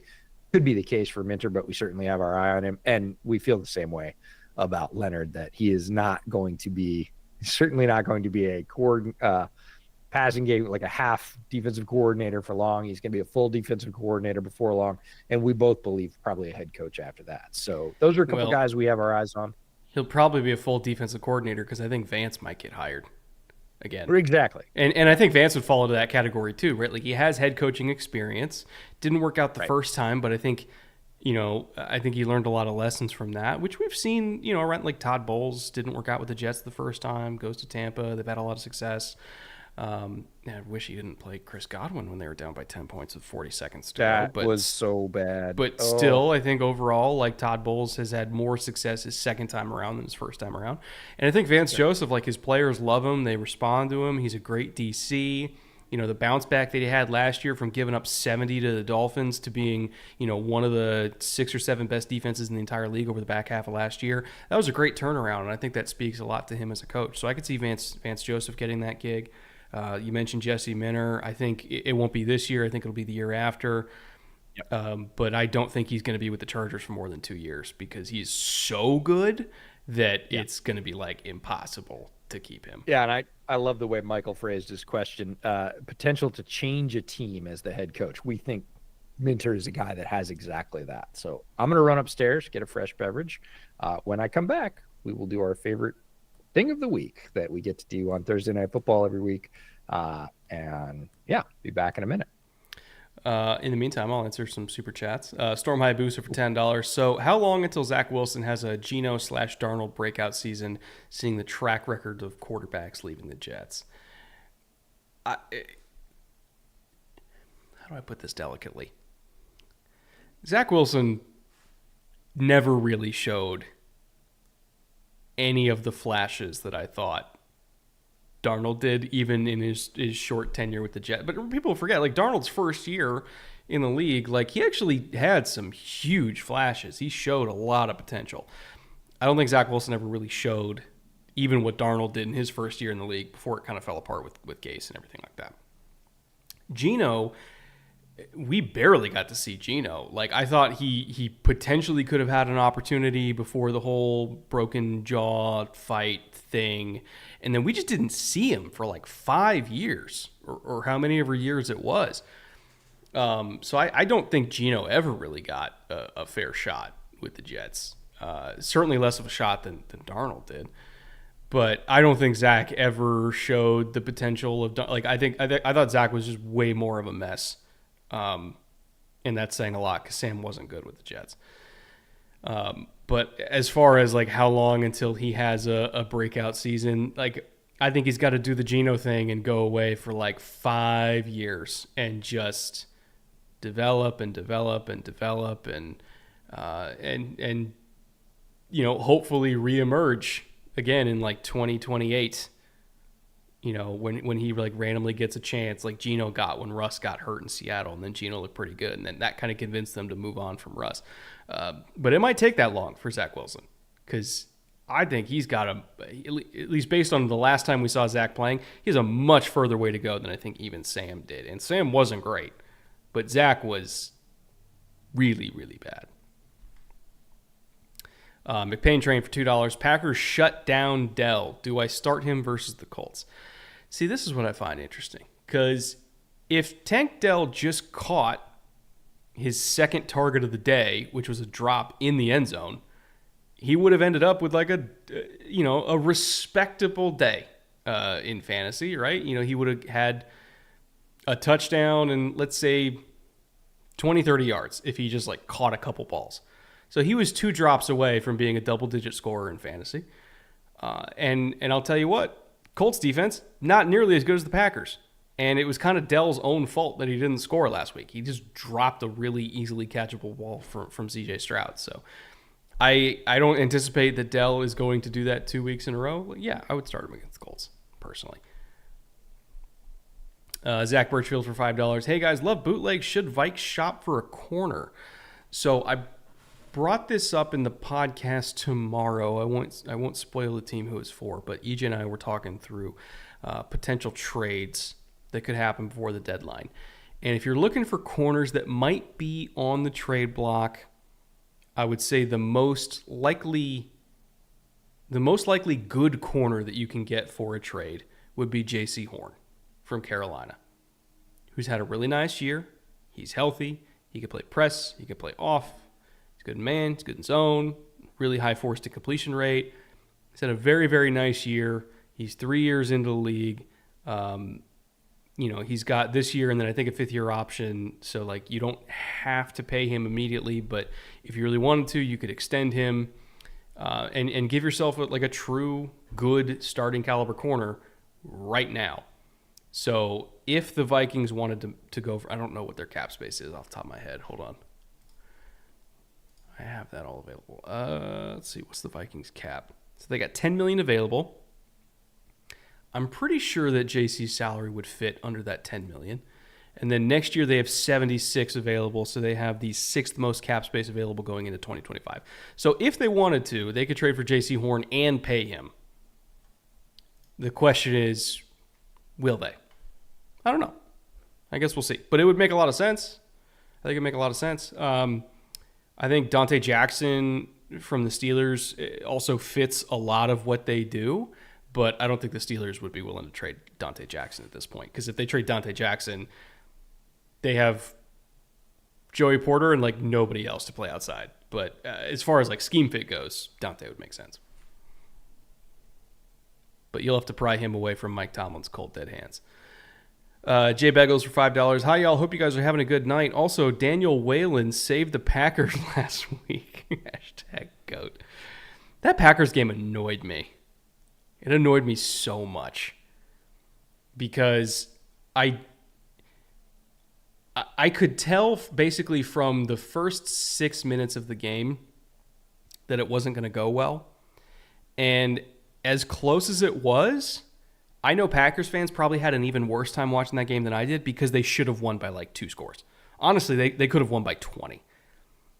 Like the only reason the Packers and Texans were even close last week is just because of like 4 plays where the Packers made really dumb mistakes.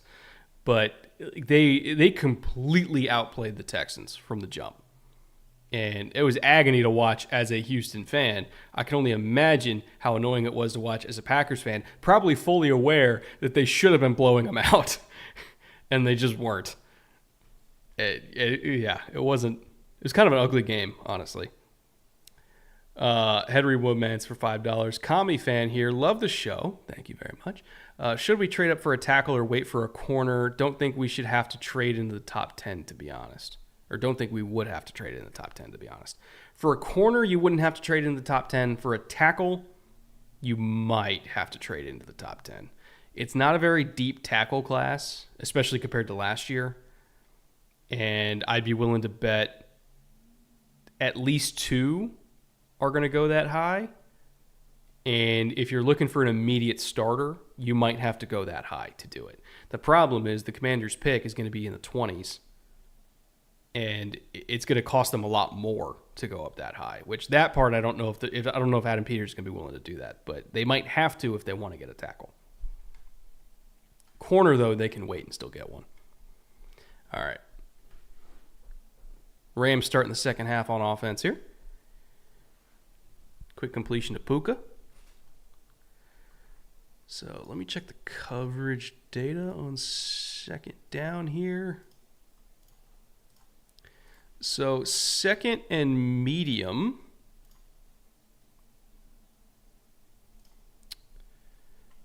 Let's see. I should probably filter this, shouldn't I? There we go. Yeah, let me filter for Minnesota. Make it easier to find.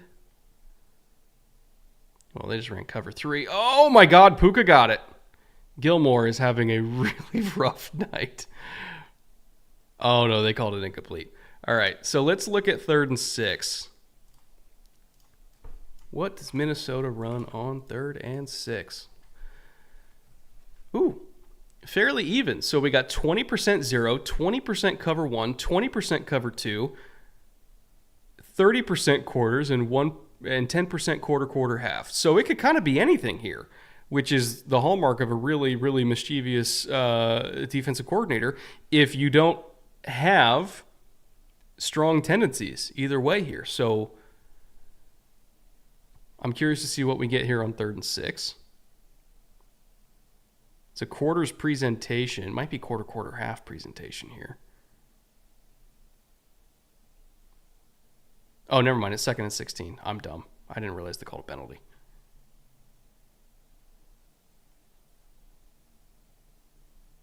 All right, 3rd and what? 3rd and what?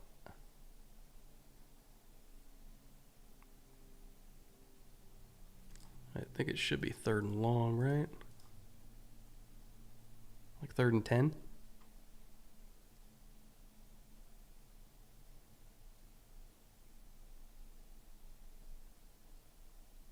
All right, yeah, 3rd and 9. So this is going to be a typical kind of cover 2 down for them. Let's see if they show it to us or if they bring it. So they brought 5, dropped out into a quarter fire zone. Oh my God. Gilmore got killed again by Puka. 1-on-1 out there in quarters, which is, I mean, quarters is essentially just man coverage with zone coverage principles. But he had outside leverage and still let Puka outside. Oof. Whole point of playing outside leverage there is to stop that out route. And Puka still got him with that little nod at the top. Yeah, Gilmore having a rough one, fellas. Another quarters presentation on 1st down here.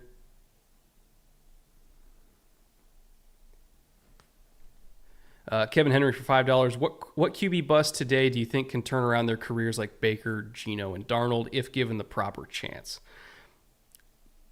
I don't know if I'd classify Cleveland as a proper chance because their offensive line is banged up and not playing super well, and they traded away Amari Cooper. But I think if the Browns' offensive line stayed healthy this year and they just like didn't play Deshaun from week 1, I think Jameis maybe could have looked pretty nice.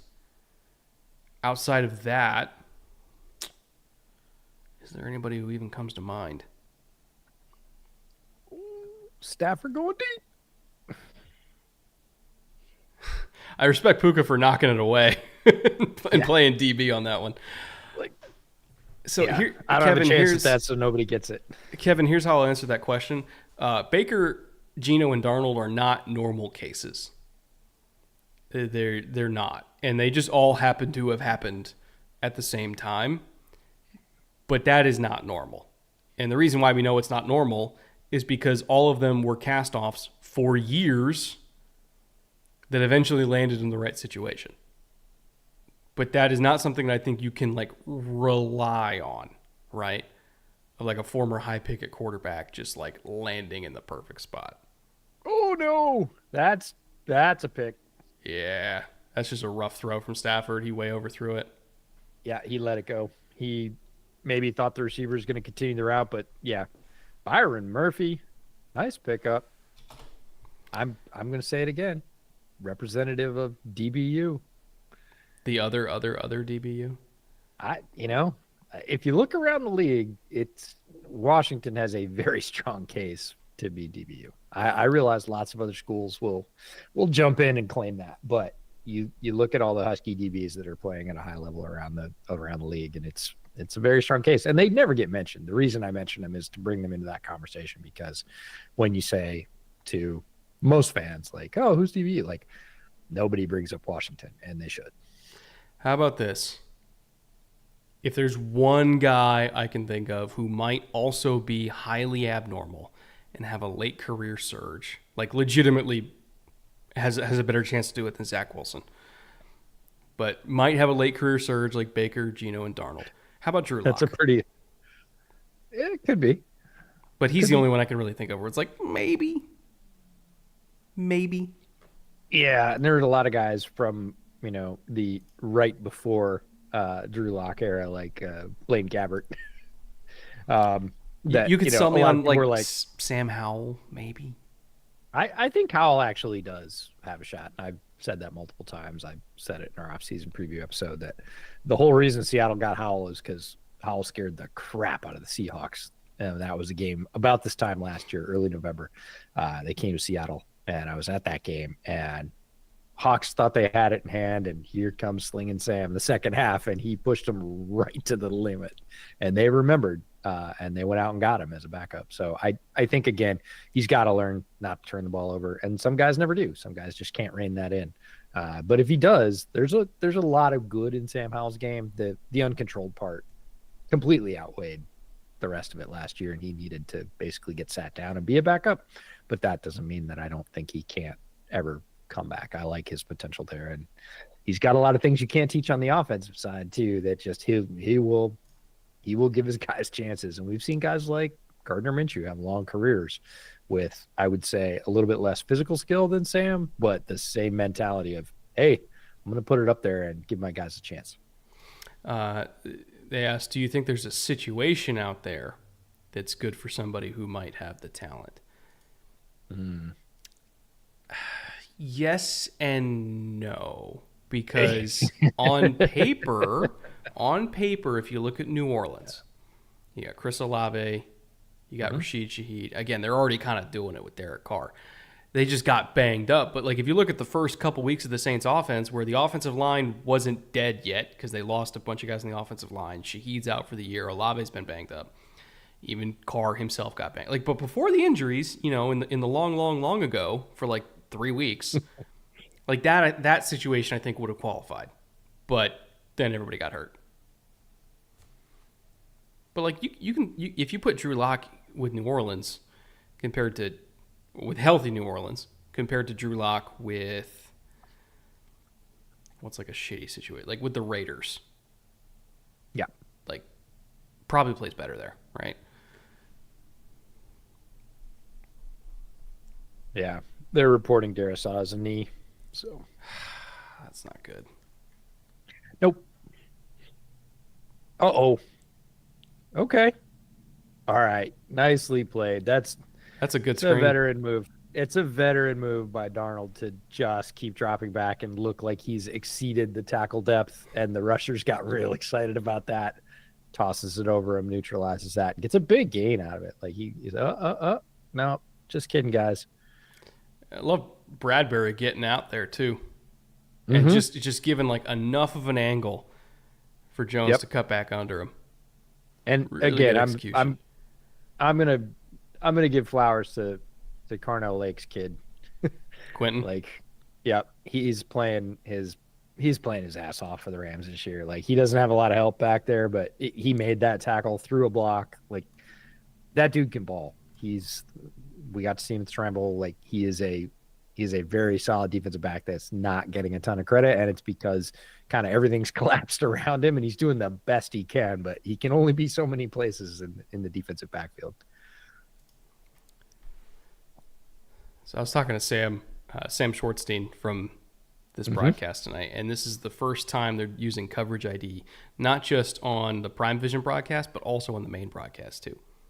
So he's super proud of that. They worked on it intensely for a long time.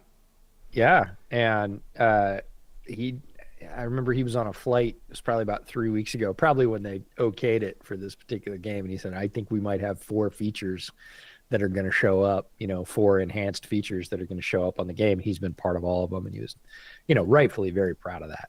Yeah, proud papa. Sam Schwartzstein, also by the way, the same guy who famously invented this new kickoff structure when he worked for the XFL. Yeah. So Sam has had a major impact on the NFL product as you see it. Yep.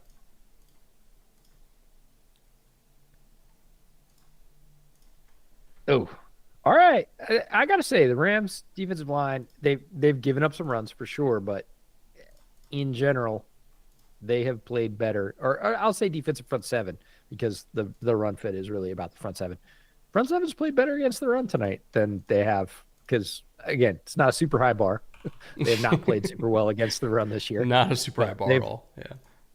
They've had some stops tonight, and I'll appreciate that. I'll call them out. Now, they've also had some breakdowns and given up a couple nice long runs, but in general, improvement, and that's what we want to see. Ooh, fun little rotation pre-snap. Oh, it's another dig. and who is it behind Ding, ding, these ding. goddamn Rams linebackers because they, in their arrogance, they thought they could trade away Ernest Jones and still be fine, Yeah. and they're not. Yeah, they had a very high opinion inside the building of his replacement, Omar Spates, and that has not turned out And to be the thing on the field yet. same thing with Roseboom. Like they don't have any linebackers that can. And it's not about like playing man coverage. They don't really play a lot of man coverage. It's about having zone awareness. Oh, okay. Rule of fun, that should count. That better count. That has to count. How in the world? Is everybody in chat familiar with the rule of fun? The rule of fun is if that happens, it makes for a better game. It's just fun. It should count. Oh, he did it. He got it. Freaking did it. That's unbelievable.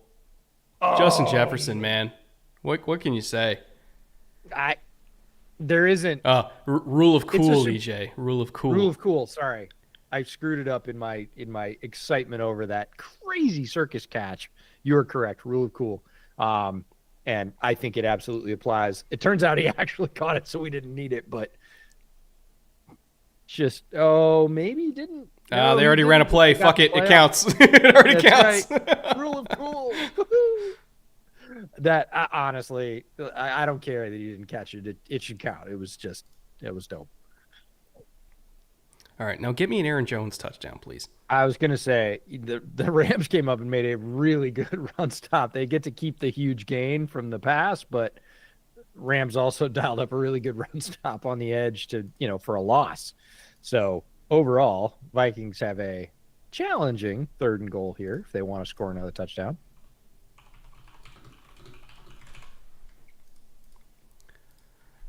All right, 3rd and goal. Honestly,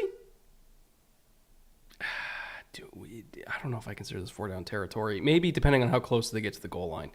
How about that? If they get within the 2-yard line, I'll say it's 4-down territory. If they don't, then I would kick it. Somebody wants their entry to cash. Maybe. Oh, maybe. Oh, no flag? Yeah. I don't think so. Are they calling it everybody got tangled up? I'm not sure. There's a lot of contact. Yeah.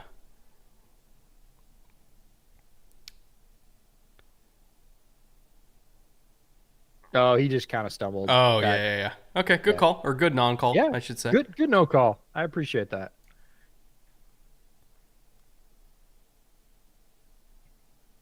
Curtis Rogers for $5. What are your thoughts on the Ravens defense this year? I love Trenton Simpson and Hamilton, but the CBs are worrying when it comes to the playoffs. Unfortunately, corner is not as deep in Baltimore. Well, I should say they've invested into it, but their depth hasn't been playing as well. Wiggins obviously was injured. Marlon just got hurt. He didn't practice again today, but Wiggins did come back, so Wiggins, I think, might play this week. I don't know if Marlon's going to play this week. But even then, like, Wiggins has been up and down. He's had his little rookie struggles here and there. Marlon's been their most consistent presence. Brandon Stevens has been underwhelming, to put it nicely. Let's see, who else they got there? They also drafted TJ Tampa, but I haven't even seen him on the field. But I would say Brandon Stevens, out of all of them, has probably been the corner that gets picked on the most. And, if you look back at past Ravens defenses where they had 3 reliable corners you could really count on, that is not the case this year. And unfortunately, when you're also dealing with injuries in a secondary that is not overall playing particularly well, it just makes things even worse. So if there's one thing that I think might sink the Ravens in the playoffs, it's that pass defense, which is not something I'm used to saying. No, it's a vulnerability that is different from years past. And NFL teams they're a different team each year because of the process of the offseason. And the NFL likes that because it creates parity. It creates fast movement from teams that were terrible moving up, teams that were good moving down, keeps things fresh, keeps most teams out of very long sort of dynastic runs that take 15 or 20 years. There's a lot of change in the league, and teams do their best to keep up, but they have to make some choices. And again, the Rams defensive backfield partially due to injury, but also partially just due to attrition and age and putting money in other places. Like for years, the Ravens really haven't had receivers. Well, they start to prioritize receiver a little bit more. You prioritize cornerback a little bit less. You get a couple of injuries, and the team looks very, very different. So they just have to adapt, and that's why the NFL is so fun and dynamic and changes so much. Is not only is it scheme and coaching changes, but it's also personnel and sort of overall tenor or balance changes within a team that you have to adapt to kind of on the fly, because again, you have a 1 season window before all that change occurs again and you're chasing to keep up. We had a missed super chat from Icon. He said, if there is a date for the Ring of Honor Q&A, I sadly have to bow out soon as a newly software engineer student need to save for rent. First of all, Icon, even if we do it after you bow out, you're invited. You're welcome. Legacy invitation. You've been with us for so long. So we don't have an exact date for it yet. We're still trying to figure out when EJ's traveling to New York. I also have a trip coming up in a couple weeks, and then I'm also going to New York right after that. I think we're going to try to do it in between, either like right before or right after week 10. I think that's when we're going to try to do it. But how about this? We'll reach out to everybody in the Ring of Honor on Patreon and ask when their ideal dates are, and we'll try to figure out something around the week 10 orbit. How about that? Because at that point, we should be done with all of our travel. And speaking of patrons, thanks to one of our EPs, Liam, for sending this Guinness along. It's working out just fine tonight. And also thank you to BJ Kissel from KCSN for sending me this gasoline.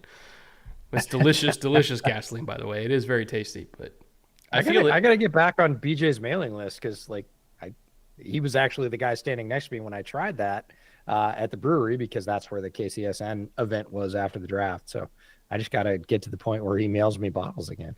As far as anything that's 120 and up, this is honestly one of the best I've ever had. Like, truly. It's all the stuff that Holiday does. So Holiday is a distillery just outside Kansas City. One of the most beautiful settings of any place I've ever been. And that's not just distilleries. Just a gorgeous, gorgeous location. Rolling Hills outside Kansas City. And yeah, I think I haven't had anything bad from them. And never. Really like the place, really like the people. Got to meet some of them when I was there at that event. Just nothing but good things to say about Holiday up and down the board. Soft red wheat might be their best. I just like their straight bourbon. They're straight. Like the flagship product is Holiday bourbon, and I love that stuff. It is a go-to, and I can get it here now because they did not distribute to Washington as of they just started to about 9 months ago. It was the first time I saw it on shelves here. Oh, we don't have it in California. Haha. So I got that on you. So I can buy it. Maybe that's why PJ doesn't send it to me anymore. Because I actually have access. Before it was like prohibition. It's the only way I could get it. And to be fair, he does bring us a bottle at Shrine Bowl every year. Yeah. and delivers it. So we're not taking shots at PJ. He is definitely a friend of the pod. So 2nd and 10, this is a down and distance where Brian Flores is known to call a bunch of 0. 2nd and 10, 2nd and 11. Eat him up. Oh, Pace is looking. Pace does have a single high look. He faked it. Oh, great throw by Stafford. Tiny little window to a tiny little receiver. That was the exact same look we talked about earlier, where you're showing single high man coverage and then you drop out into Tampa 2. And that's just an incredible tight window throw under the flat corner, or over the flat corner under the safety. You know, they call it the honey hole, turkey hole, whatever you want to call it. Window's about this big on that particular defensive coverage. But to throw that into that hole that developed post-snap after them showing you a middle field close look, like that's the value of Matt Stafford, right? Yeah. Like that's just rare shit. Play action going deep, and he got him. Oh! The recovery, though, from Byron Murphy. I know. I thought he had him. He gave Tutu the too small. Yeah. Well, Sure. I mean, I yes, think that's fair game. accurate, yes. Yeah. Look, he's got him right here, and it's not a poorly thrown ball, but man, Murphy just on his horse and uses the inside hand because that was the one he had the most reach with. What a great play. Look at Stafford. He knows he got robbed. He had that. Outstanding defensive play. Oh, another flag. Call false start here. Yep, false start. 2nd and 15, which is not where you want to be against Brian Flores. And this is, by the way, 2nd and 11 plus. The Vikings, I think it's 18 out of 26 of their zero calls are in this particular situation. Yeah, 69% of all of their cover zero calls are in 2nd and 10 plus specifically. Yeah, they're going to hammer the nail. This is, oh, you're behind the sticks? Let's see if we can put you further behind the sticks. And that was actually a tendency that Ben Johnson took advantage of last week. That Amon-Ra touchdown was on 2nd and 11 when they called zero, and they knew it was there. Oh, the sheriff is back. Great over route. Dude, just heaved it too. Like Stafford's like, oh yeah? You want to bring, I think they brought 5. They bring 5? I think they brought 5. Yeah. Just roll this replay. Nope, straight 4. They straight 4. They drop one end off. But still, this is look at the hole. This is the hole we talked about pregame. Like literally that's the one you circled on your diagram. Yep. In between the hook defenders, underneath the deep safety. Yeah. And it's going to be there all night. Gun that ball in there. Ooh. Yikes. So I don't have an official count, but the Vikings lead the NFL in zero. I've been waiting for them to dial that up, but the Lions punished them pretty heavily on that last week. I have yet to see it tonight. So it is possible that Flores is actually doing what you said he might, and I said I didn't think he could or just wouldn't. It's not that he's not capable. I just didn't think he would resist his better, worse urges. I'm not sure which one that is with him. Doesn't mean he hasn't blitzed, but it seems like less. Oh, there you go. Oh, what a throw. What a catch, too. That's an unreal throw to Demarcus Robinson. Yep. Very good catch through contact, through a flag. Like, it wasn't even like terrible coverage either. Like, no, they were mauling him, and he still caught it. Yeah. Oh man, nothing makes Sean McVay happier than seeing that executed at that level.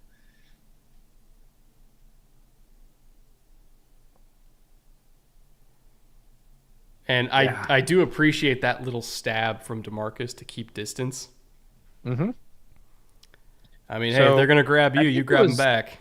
That's right. And I think it was Solak put out a tweet today and said, puts on full football nerd hat, very interested, even with Kupp and Puka coming back, who the Rams' third wide receiver is, because he said Robinson has earned it, but Atwell might be better in the role of number 3 in terms of what he does. So he was really interested to see, and it's crazy that we basically almost see them both get sort of touchdowns back to back, save for be a tremendous defensive play on the throw to Tutu, and they come right back. Like, who was Mina talking to this week? And she was talking about aggression on aggression, that you have to match aggression. And it was actually her guest, whoever the guest was on the podcast. I'm forgetting, chat. If you can remind me, that'd be great. Not trying to short somebody their great idea here. And that was the concept that she kind of came back to and said, I love the fact that you talk about matching aggression with aggression instead of getting conservative, instead of kind of tightening down, like to miss the shot and then say, well, we tried, we had our shot, we'll take another one, in the fourth quarter, whatever. Nope. Like, took a shot. We were so close. We had it. We're going to take another one. And the second one was arguably less good than the first. First one was cleaner. Second one ends up being a touchdown, but you just foot on the gas, right? In order to win this game. And I love that mentality from McVay. Like, he doesn't think he was an underdog in his own building. Like he's like, I am here to beat Kevin O'Connell. Yeah. Like that's what I'm here to do, and I've I'm won going a to do Super what I Bowl need to with do. this guy. Like, Yeah, you yeah, know. Frank yeah. Incarnato for $2. Stafford, Allen, or Burrow for Giants quarterback in 2025. Good luck. Good Mhm. luck. If you want to give up your first round pick for the next 10 years, maybe. I thought you were going to say firstborn, but Either probably or. more accurate. Probably more accurate compensation.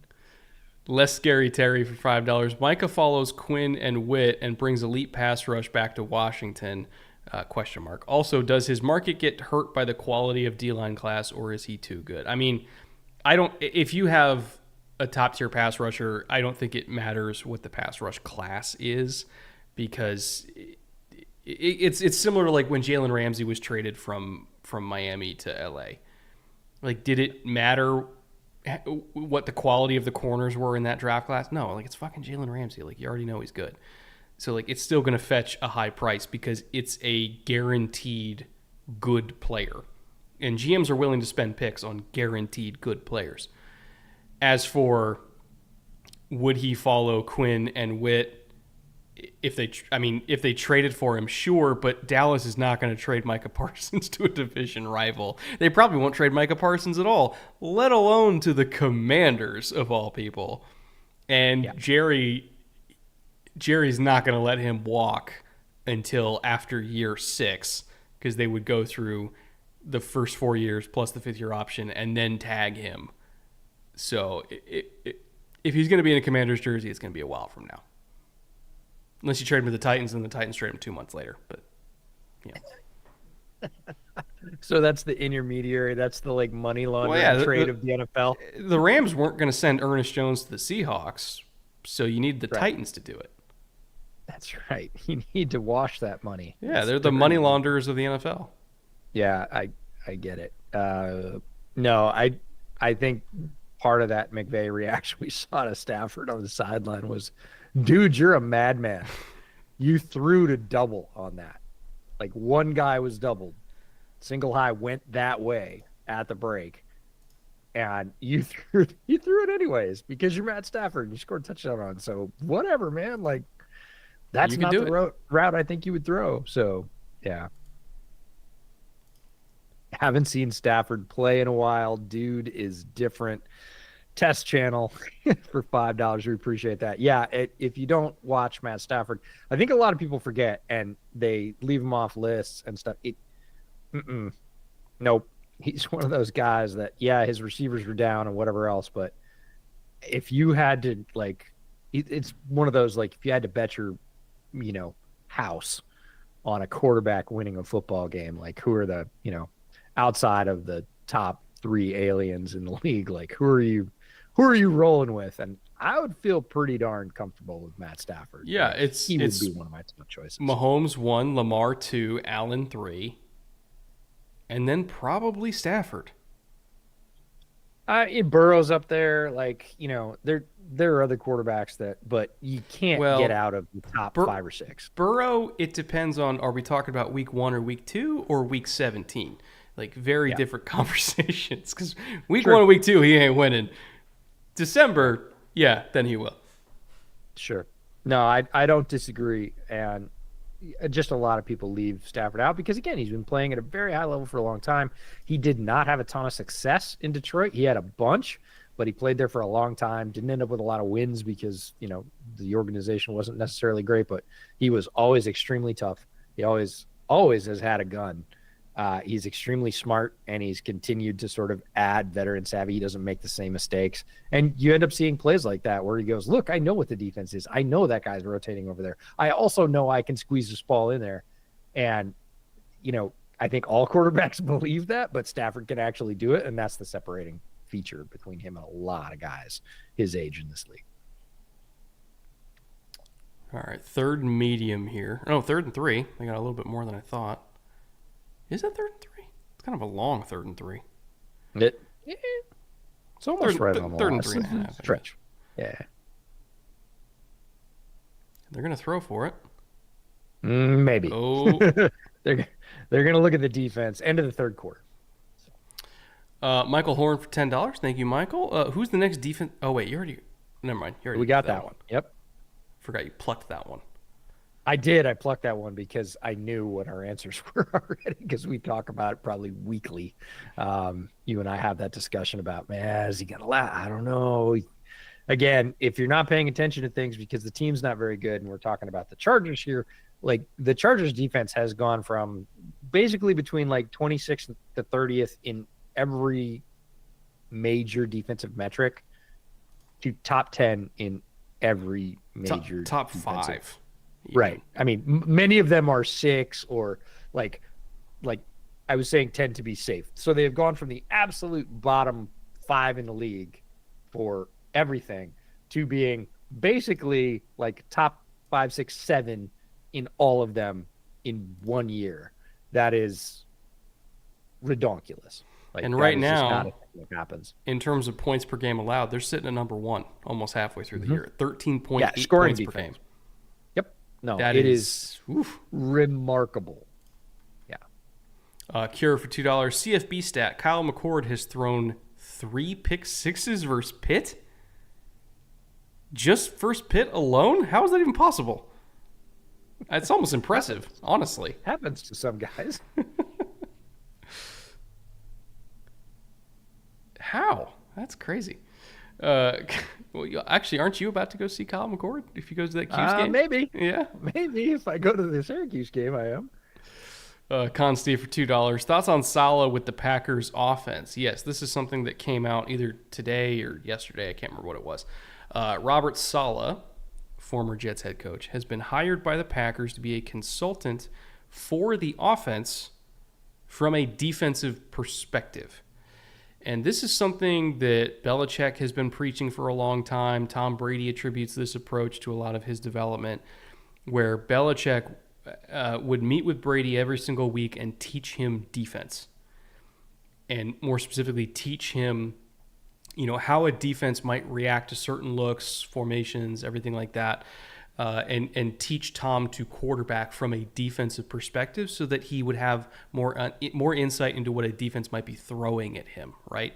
And Tom attributes that a lot to his development over the years. I mean, if you're getting tutored by the greatest defensive coach ever, yeah, that's going to help out. But I think they're trying to get Jordan Love to throw less picks by bringing in Robert Saleh to teach him defense so that they can teach Jordan, hey, if you get this look, that means you're going to get a hang corner here. You're going to get a nickel sitting here. I just think they're trying to get Jordan to stop giving the ball away by having Robert Saleh be his own version of Bill Belichick. That's my initial reaction to it, at least. And it's a good hire. He's the anti-YOLO consultant. Oh, speaking of, Darnold, down the field. Great throw to Aaron Jones. That's a catch. That's a catch. Yeah, he is the anti-YOLO consultant. Yes.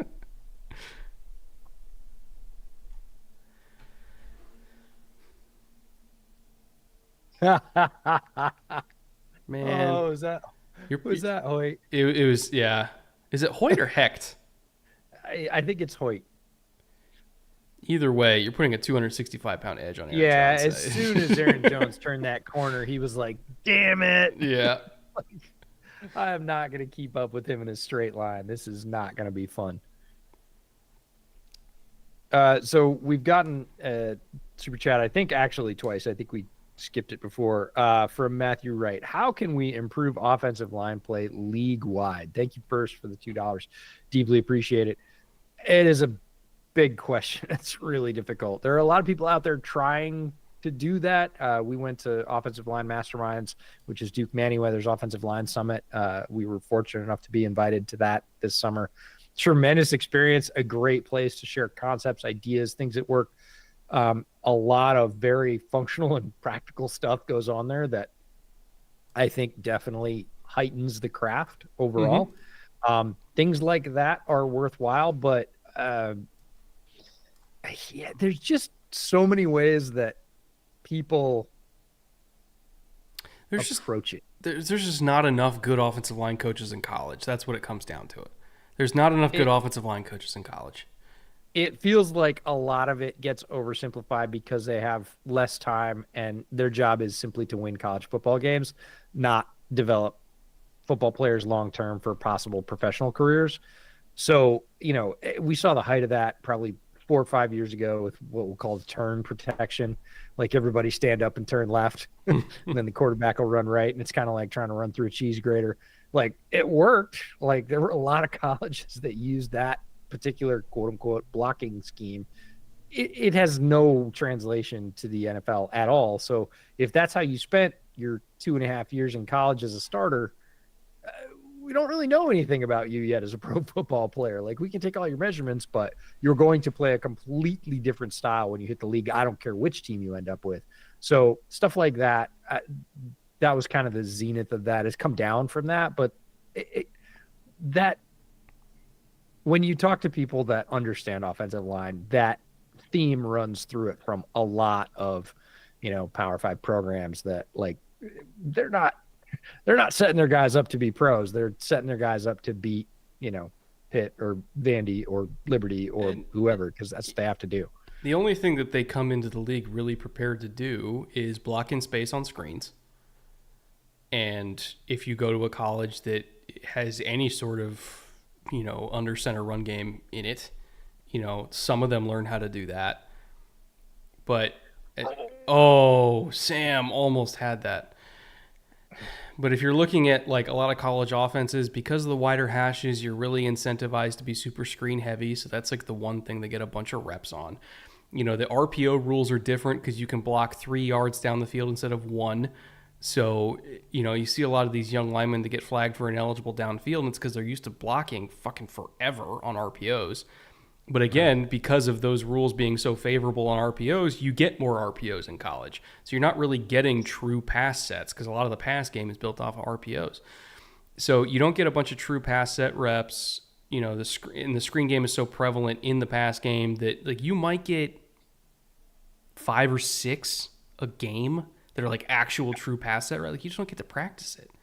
And it's just because the structure of college football, like that's just what you're incentivized to do because of the rules on RPOs and the width of the hashes. So like guys come to the NFL and they don't know how to play NFL football.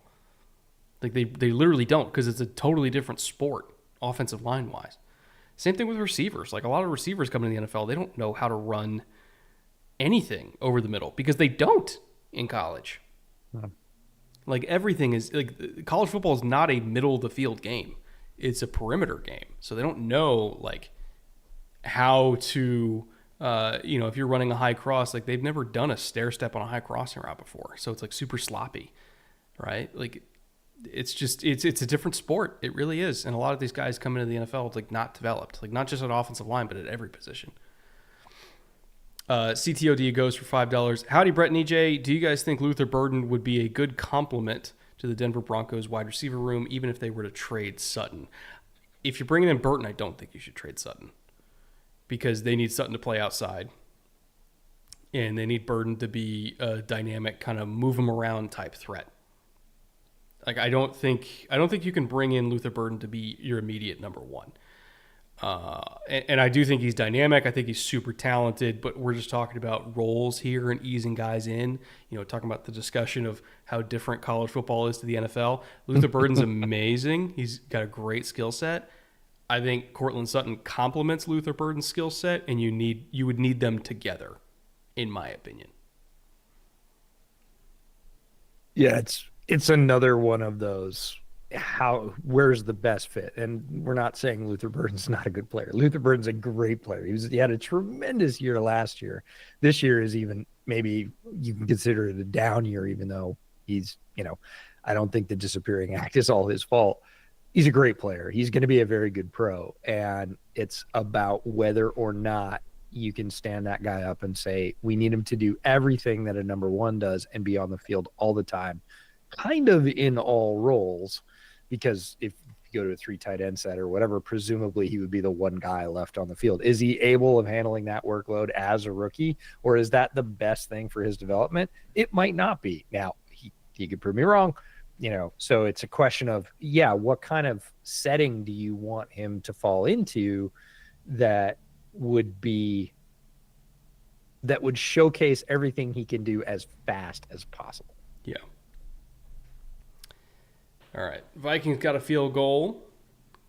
We are, 7.5 points away from the over-under? I feel pretty optimistic here. I'm pretty optimistic about you hitting your Stafford pick. I am not at all optimistic about you hitting your Cooper Kupp pick. He looks rusty. Not surprising. Not a shot at Coop. Just we maybe overestimated his usage or the amount of reps he was going to get in his comeback game. The rushing touchdowns gonna be challenging. I would feel a lot better about it if it was rushing plus receiving. For either one of them, because we saw the big reception to Aaron Jones. Wasn't a touchdown, but like he has that ability to get up the field on a wheel route and score. And obviously O'Connell will throw it to him. And cough, Kyler already has his. Yeah. So the entry would look quite a bit different with that option. All right. 12 men on the field for Minnesota. Wah, wah, wah. That's how you play good defense, man. Just put 12 of them out there. I mean, a lot of the time it feels like they got 12 out there with how they fucking blitz. I would agree. All right. 2x2 into a nub 3x1. And we're taking a shot? Nope. Did a good job playing the flood there. Like they were undercutting Robinson in the mid-level. So good, just get a first down with Blake Corum. Lay Alex M7 for $2. Brett and EJ, Devontae Adams, or Debo this weekend. Oh, Debo's not going to play. He's in the hospital with pneumonia. Well, he just got released, but even though he got released and Kyle's saying he might play, I still don't feel confident about a guy coming off pneumonia. So, he had fluid in his lungs. Like, this is not, I mean, let's not go good. Devontae. I think the second week of Devontae and Aaron Rodgers knocking the rust off will probably look better than the first. I'm going to skip down to Henry Woodmansey, $2. What y'all think about Terry versus Jalen Johnson? I wouldn't want to be Terry this week. Like, Jalen is a really good corner, and he makes it hard on everybody that he faces. I love Terry McLaurin. He's one of my favorite receivers in the league, and I couldn't be happier that he gets to play with competent quarterbacking. It is one of my most joyful storylines of the whole season is Terry McLaurin actually being kind of unlocked by competent quarterbacking, which is awesome. But Jalen makes it very, very difficult. And so if they match him up, which I think they would be wise to, because pretty big drop off between Terry and the next receiver on Washington, which is a good thing because it's pretty big drop off between Jalen and the next corner right now because Tyreek Stevenson's hurt. But if Jalen's going to follow Terry, Terry's production's going to go down. I'm not saying he's not going to have any. He's a very good receiver. He'll get some of his. It will not be what you're used to seeing. Jalen locks guys down. He's very, very talented. He's been a top 5 corner this year and last year, and you could argue the year before that. Like, he's just been a top 5 corner for a long time. Nice little flare to Kyron. Okay. Matt was fighting those inner demons. He really thought about throwing that wheel to the sideline. He wanted to cut it loose for sure. He's like, but that's veteran experience right there. Like, live to fight another day. Safety was begging for it too. He was mid-pointing the seam in the wheel. He's like, please, I dare you. All right. Short third, but a big down for the Rams here. You want to keep this drive going. You certainly want to extend a lead. Vikings have shown plenty of capability to score points. That defensive front, got to say, it's going to be wearing down a little bit. Ooh, that did not look good. See? Yeah, they're going to get stopped short barely. They gave him the front that you want to run duo into. Like, they had the front, but the Vikings just bowed up. They collapsed for sure. I mean, collapsed in on the run, not collapsed in the face of the offensive line. That was absolutely the look McVay wanted. I mean, look at that bubble. Yeah, they slanted the right way. 94. Who's 94? Who jumped into there? Is that Watts? Hold on. Because that was a hell of a play by 94. Like, that B-gap bubble was there until it wasn't. Until it was full of purple. Oh, it's Taimani. Oh, they go for it on 4th and inches, and Kyron picks it up with a nice little stutter. man, they trust him. I They would. lean on him in so many ways, not just in short yardage, but he has proven to be a very, very good fit for what McVay wants out of a running back. And the Rams have struggled with that before, like the whole Cam Akers saga and everything else. It Oh, reminds me of Kyle moving from quarterback to quarterback, and everybody saying, "Yeah, he's had a lot of production," and but we were like, "No, he still hasn't found what he wanted." Right? And McVay, same thing, running back to running back. You know, they had injuries to deal with and other things, but like he gets to Kyron and he's like, "Nope, I trust you to do all the things I need." Puka had a lead block on Metellus on that one. That was just beautiful. God, they missed him so bad. Like he Yeah, he's unlocks not afraid of every it. part of their offense. He really Yeah. does. Oh, yeah. Tight end on Grenard. Okay. Not ideal. Like that's it's a choice. Yeah, he Miles got for whooped. $2. Questenberry is the GOAT backup swing tackle. I mean, it's a high compliment. It's a high compliment for sure. That's a very it's one of the most popular guys in town, almost as popular as the backup quarterback.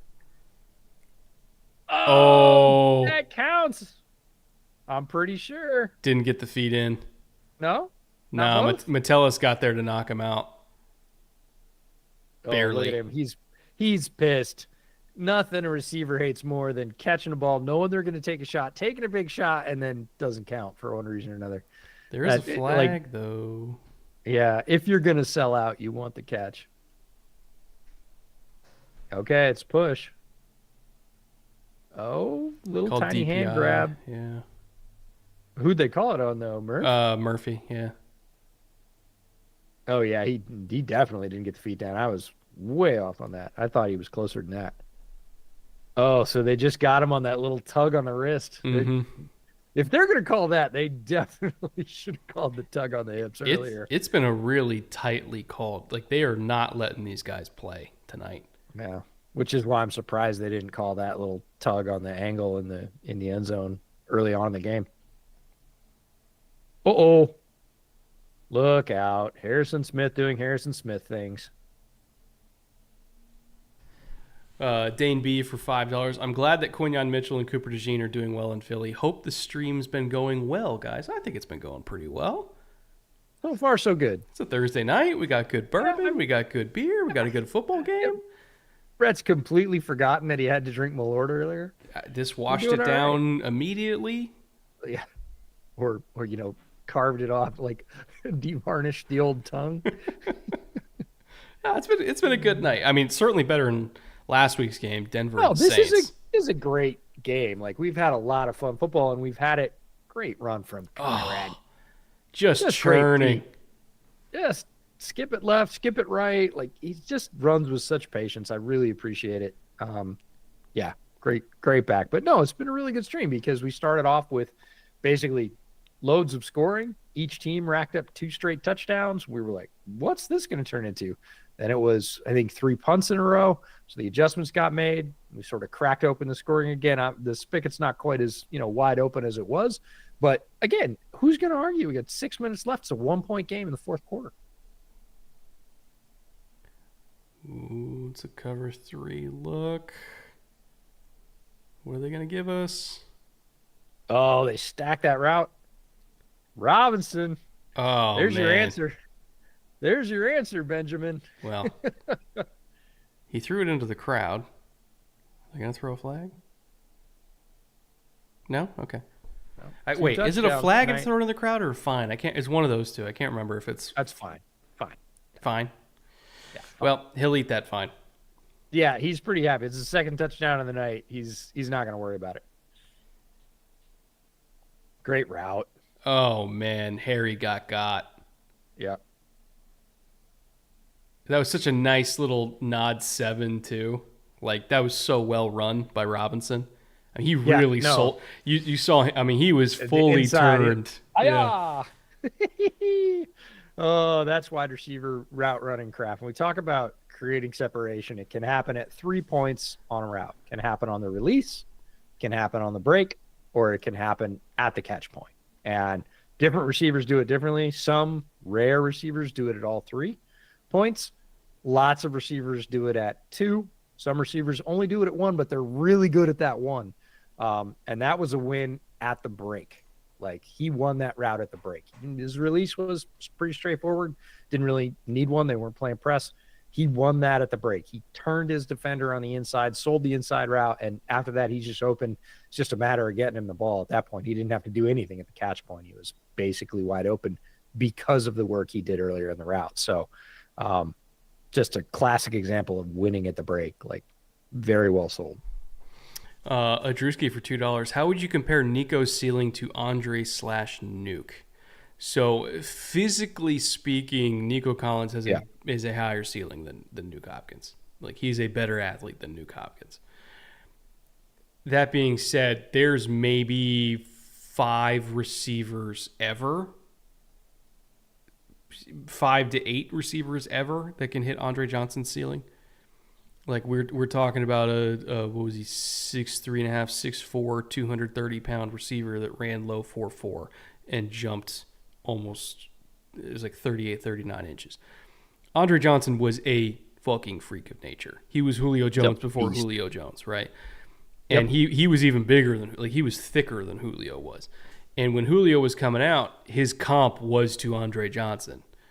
Like, when Megatron was coming out, people were looking at him as just like a bigger version of Andre Johnson. But if your name's not Julio Jones, Andre Johnson, Terrell Owens. I mean, he was faster than Terrell. I mean, Terrell was big, but he was faster than Terrell.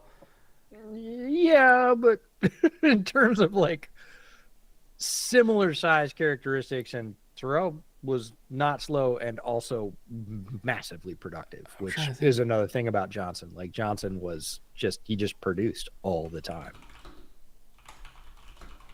Who else? I'm going to look at, Randy obviously, but Randy was even a class above Dre, because Randy was Randy.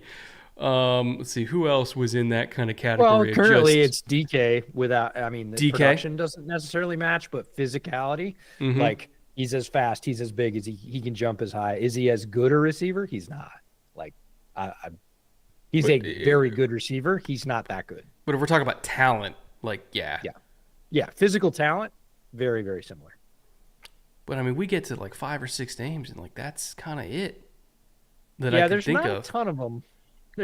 There's not a ton of guys that big, that fast, and quite frankly, that skilled. Like, he was also a skilled route runner. He could beat press. He could play very physically, as is evidenced in multiple clips. The game was quite different when he was playing. AJ Brown. AJ. People always forget about AJ Brown, but he was also just as physically gifted as DK. He's massive. Yeah, for sure. He's 225, 230. He runs 4.4. Yeah. Big dude. I mean, if we're talking about just physical traits, not necessarily how they ended up being used, Cordell Patterson. Yeah, I could see if Andre Johnson converted a running back, he'd be Cordell Patterson. Like, I get it. So, I mean, there are those types, but there's not a ton of them. You just don't see guys. And certainly when you then add in the skill and the sort of all the lessons he learned, and he had very good hands, he had really good, catch technique, which I talked about earlier, and then that miss that Darnold had, not really miss, the missed opportunity that Darnold had to Naylor. Naylor tried to catch it by like cradling it with his forearms underneath. Like, he should have put his hands up and made a basket for that. He didn't. It ended up skipping off. That ends up being a miss for the offense, but proper catch technique could have saved him there.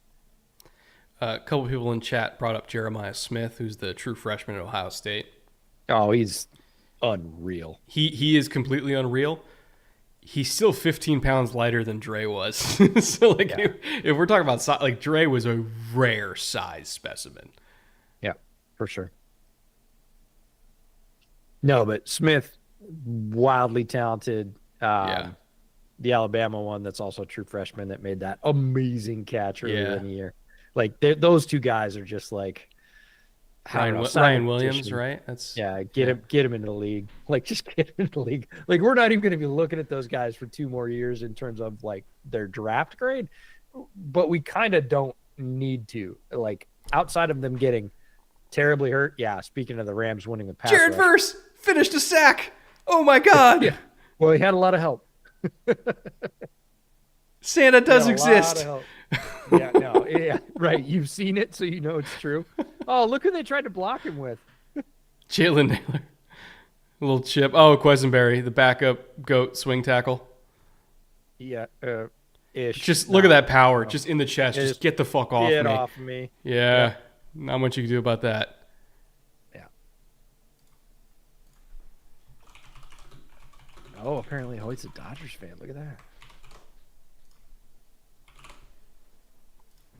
Great footwork from Darnold. Tell me he hit something there. Ah, Nah. he earned it, but he didn't hit it. Oh, man. Great pocket movement. Obviously, throw not so hot, but kept himself out of trouble very, very well. Basically, that's a quarterback assist to the offensive line. Hunter says Rams have such an epic young front four. Yes. You got Kobe, you got Verse, you got Fisk, you got Byron, Yep. That's it right there. Those are them. and you could still add more just for funsies, right? By just throwing those kind of fun little mid-round picks that you do so on just an athlete just to see what happens. Yeah, Like a fourth third or rounder. like they've got the starters, but now because all these guys are young and cheap, they have the flexibility to then just build depth just for fun. Hey, look, it's your old house. Actually, hold on. Yeah, no, it's right there. Oh shit, you're right. Yeah. It was.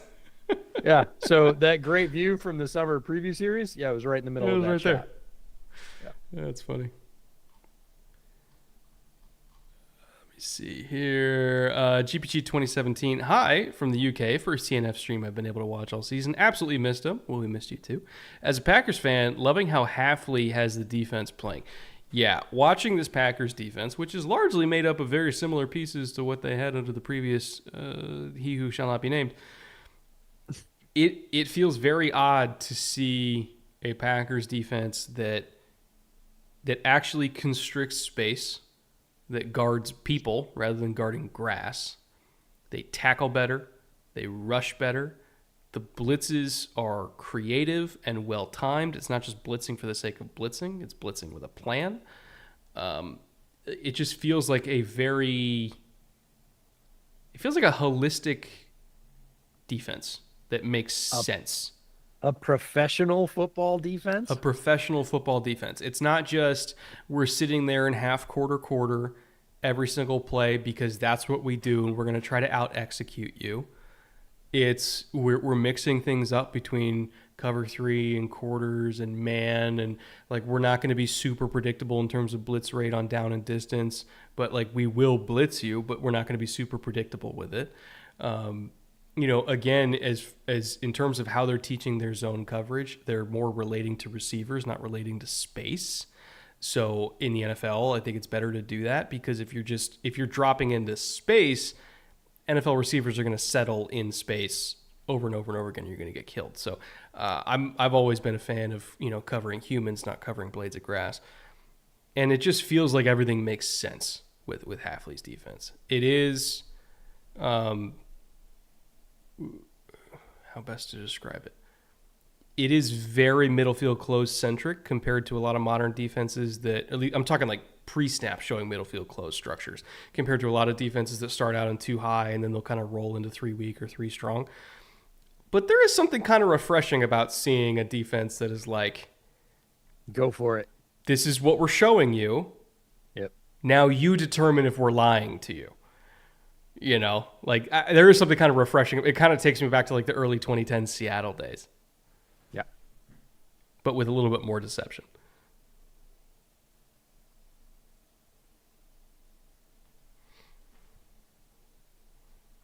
All right, Rams back on the ball.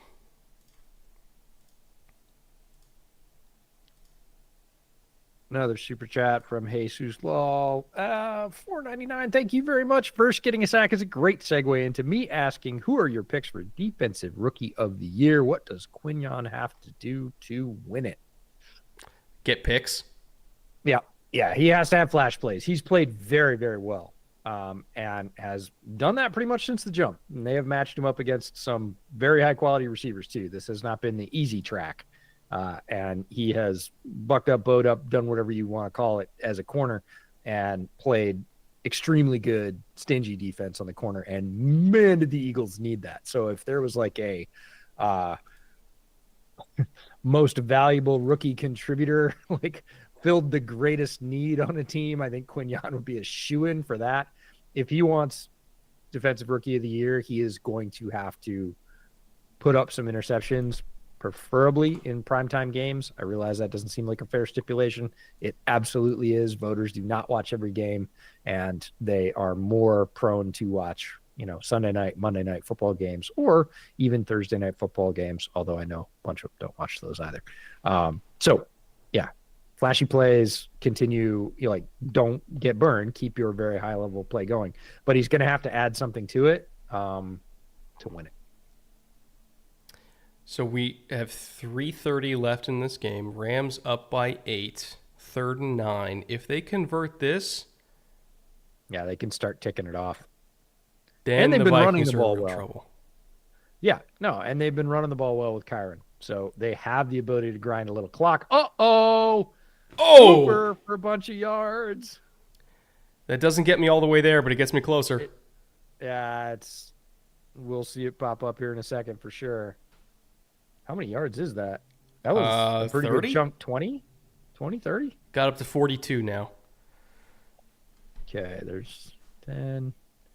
I'm still not going to get it because I would have needed an Aaron Jones touchdown, 20, but 27. So that's a pretty good chunk to get late in the game when you don't think they're going to be throwing the ball, which is exactly why they did it. that basically ends it.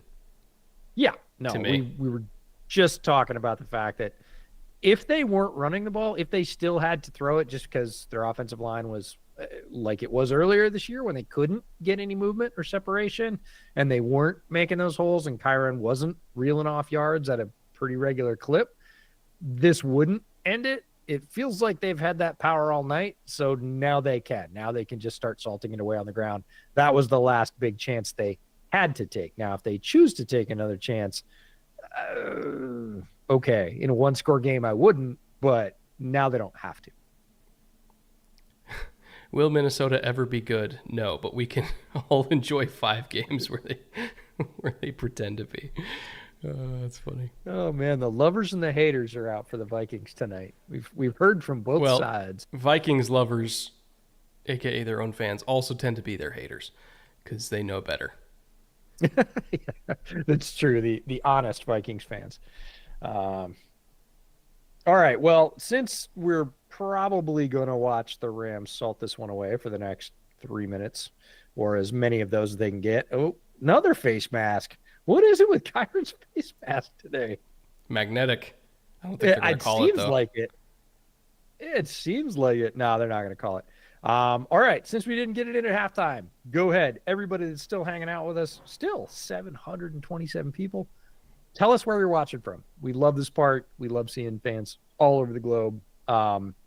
It's extremely gratifying. I don't have another way to describe it. It's really cool that everybody from all the hell over cares about what we're doing here. And we love you all. We couldn't do it without you. So, all right, North Carolina, hiding outside Brett's house. Are you the guy with the Hellcat? Because if you're the guy with the Hellcat, we got a bone to pick with you. Like you gotta get some cutouts on that thing so you can muffle it when you need to.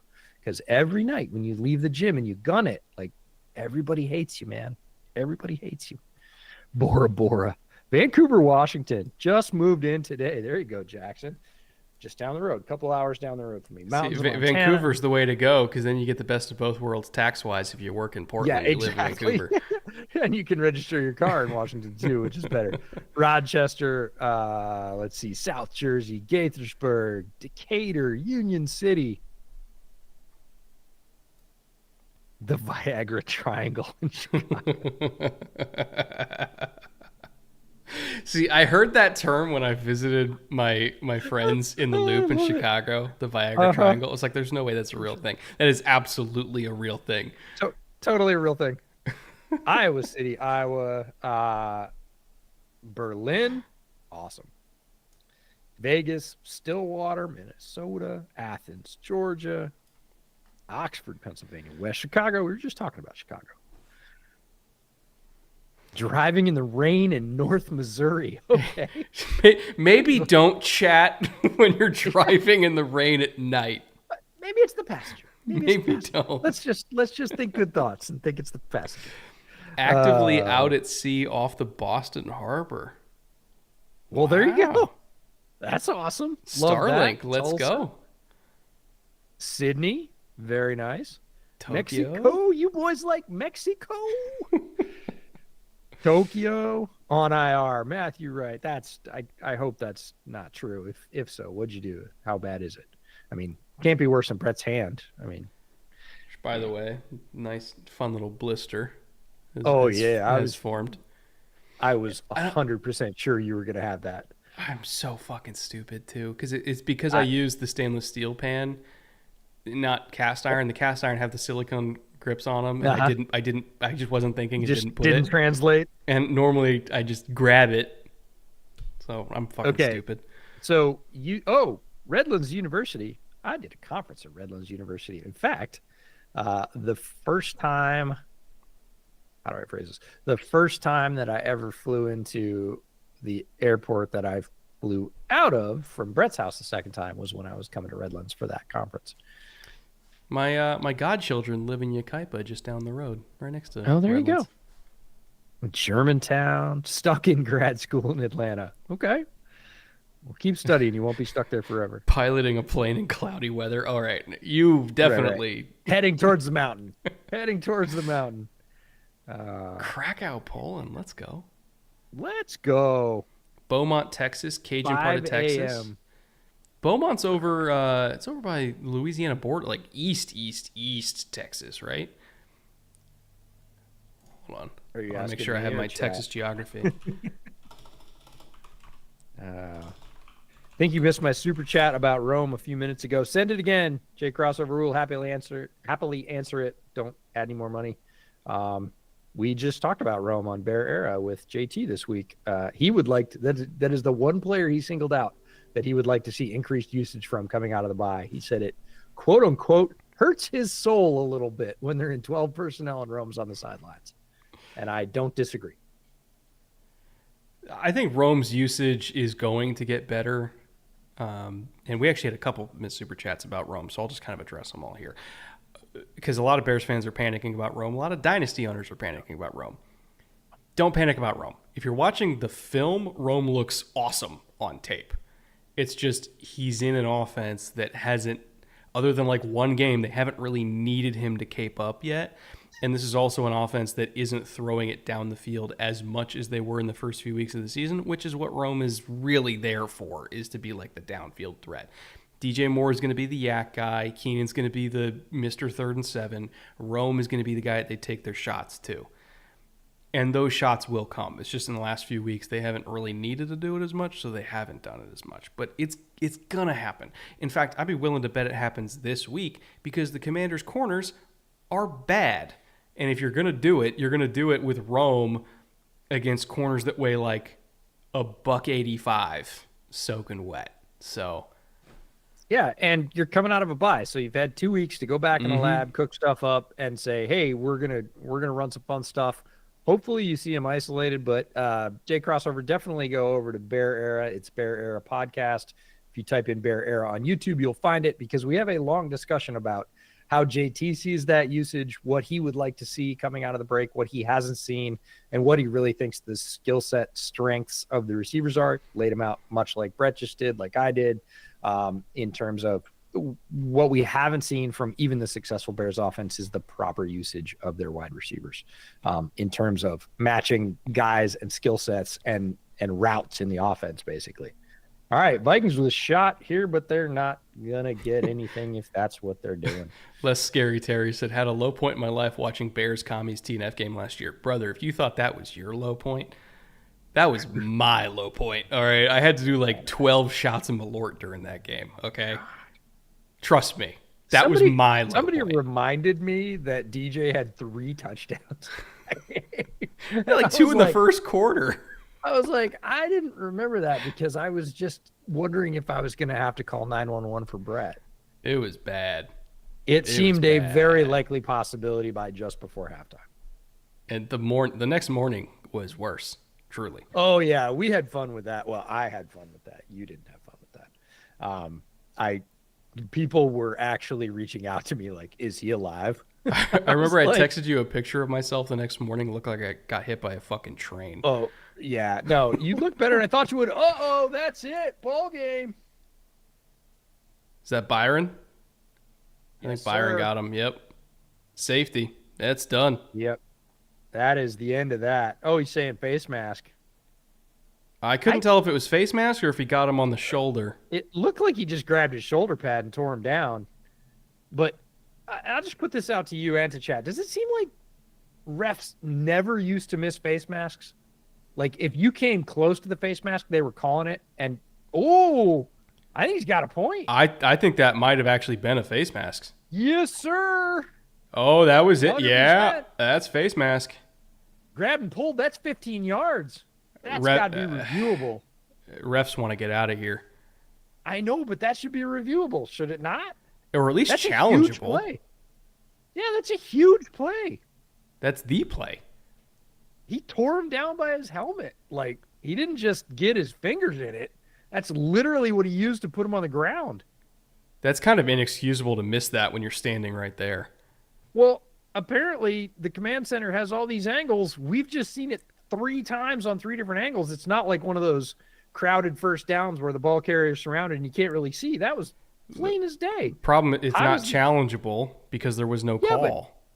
I know, but it's inside 2 minutes. Like No, everybody can see it. it should be something where New York can literally stop the game and literally say go, nope, we're updating it. That's a face But mask, they- 15 but- yards. they don't have I that get it. mechanism right now. I get it, but that's brutal. That's a right. really egregious missed Vikings one. fans, be outraged. You should. That's junk. Like, would the Vikings have won the game? It would have been challenging for them to do so, but they would have had a pretty good head start. And instead, that's it. That's ball game. And on a again, it's not, oh, if you call that, they win the game. They still got a lot of work to do. Well, but they have 96 seconds plus a 15-yard penalty that would have put them, 70 yards away. You can get 70 yards in 90 seconds. If you can score a touchdown and then go for 2, all of a sudden you're tied. Like, it's not inconceivable that the Vikings could have done it even without timeouts. It's not completely impossible. But when you miss that call, it makes it impossible.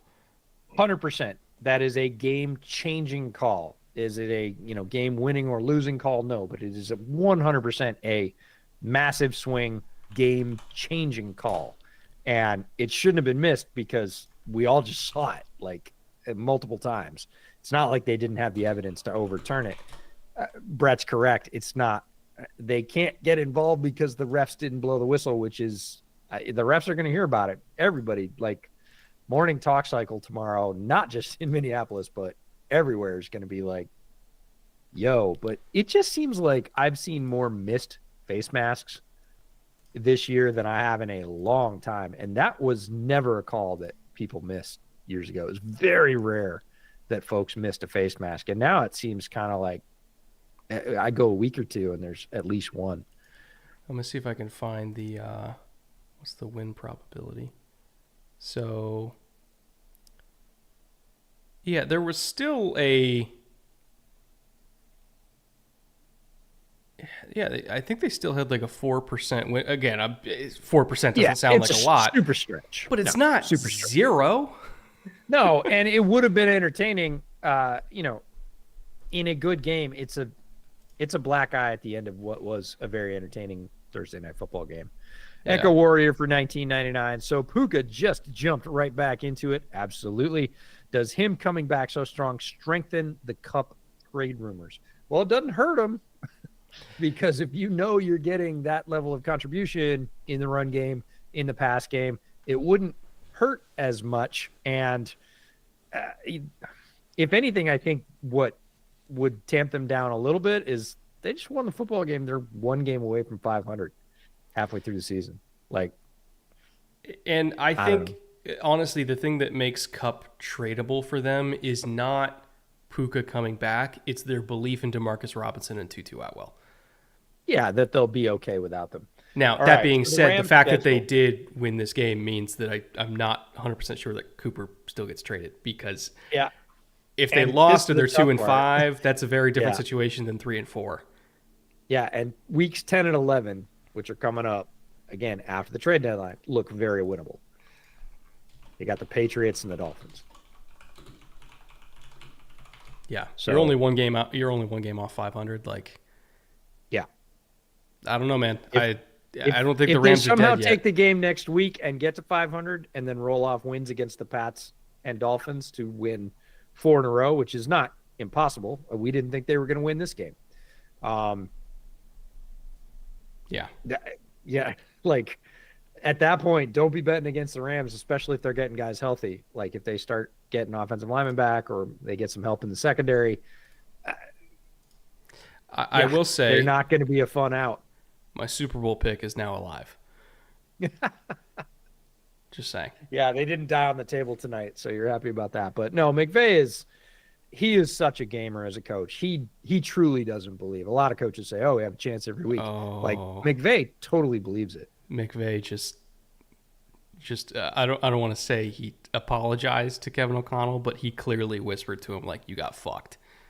Yeah, And 100%. if I read his lips correctly, he said, "I'm sorry about that," which not like him apologizing, but more so like, "I'm sorry you got fucked." Yeah, So yeah, no, I don't disagree. I don't think anybody really wants to see it end unfairly because they know what that feels like on the other side. When it's your team, if you're a Vikings fan, you feel very much like you got cheated. And if you were a Rams fan and it was the other way around, you wouldn't want that either. If it had been a face mask on Stafford that caused a safety. Nobody likes the feeling of being denied by something that was clearly a missed call. Like that, there's no debating. That was clearly a missed call. So I don't think anybody likes winning that way. A lot of fans will say, I'll take the win however I can get it. You don't feel good about it, right? You're like, look, we probably would have won the game anyways, is what the Rams fans are saying. And they're probably right. The 4% chance of winning, not super strong. Like the Vikings would have had to put together a perfect drive, but we get denied the chance to even see them attempt that because of a missed call. And it just feels kind of dirty at the end of what was a really good football game. JJ Watt put out a tweet and he said, "Can't see a face mask 3 feet in front of them, but we want the refs to decide what is and isn't a hip drop tackle in real time." Yep. Probably couldn't have said it any better than myself, which is why the refs aren't calling hip drop tackles, because even they themselves are not confident in their ability to call hip drop tackles. Correct. Which is why they've basically just left it up to the NFL to find guys rather than throwing it in the middle of the That's games. right. We are legislating this via the pocketbook is how we're doing it. Nathan Woolley for $20. Don't want to overreact, but this feels like a way worse of a loss than just one game. Down a tiebreaker over the rest of the NFC North, and if Darisaw is out long term, the matchup against good teams becomes much easier. This is a worst case scenario loss for the Vikings because of A, the Darisaw injury, Yep.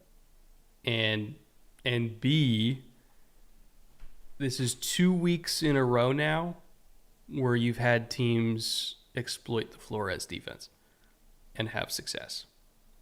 And I feel like Flo's going to have to go back to the drawing board and significantly change what he's doing, because what he was doing in the first few weeks of the season is no longer working to the same degree or even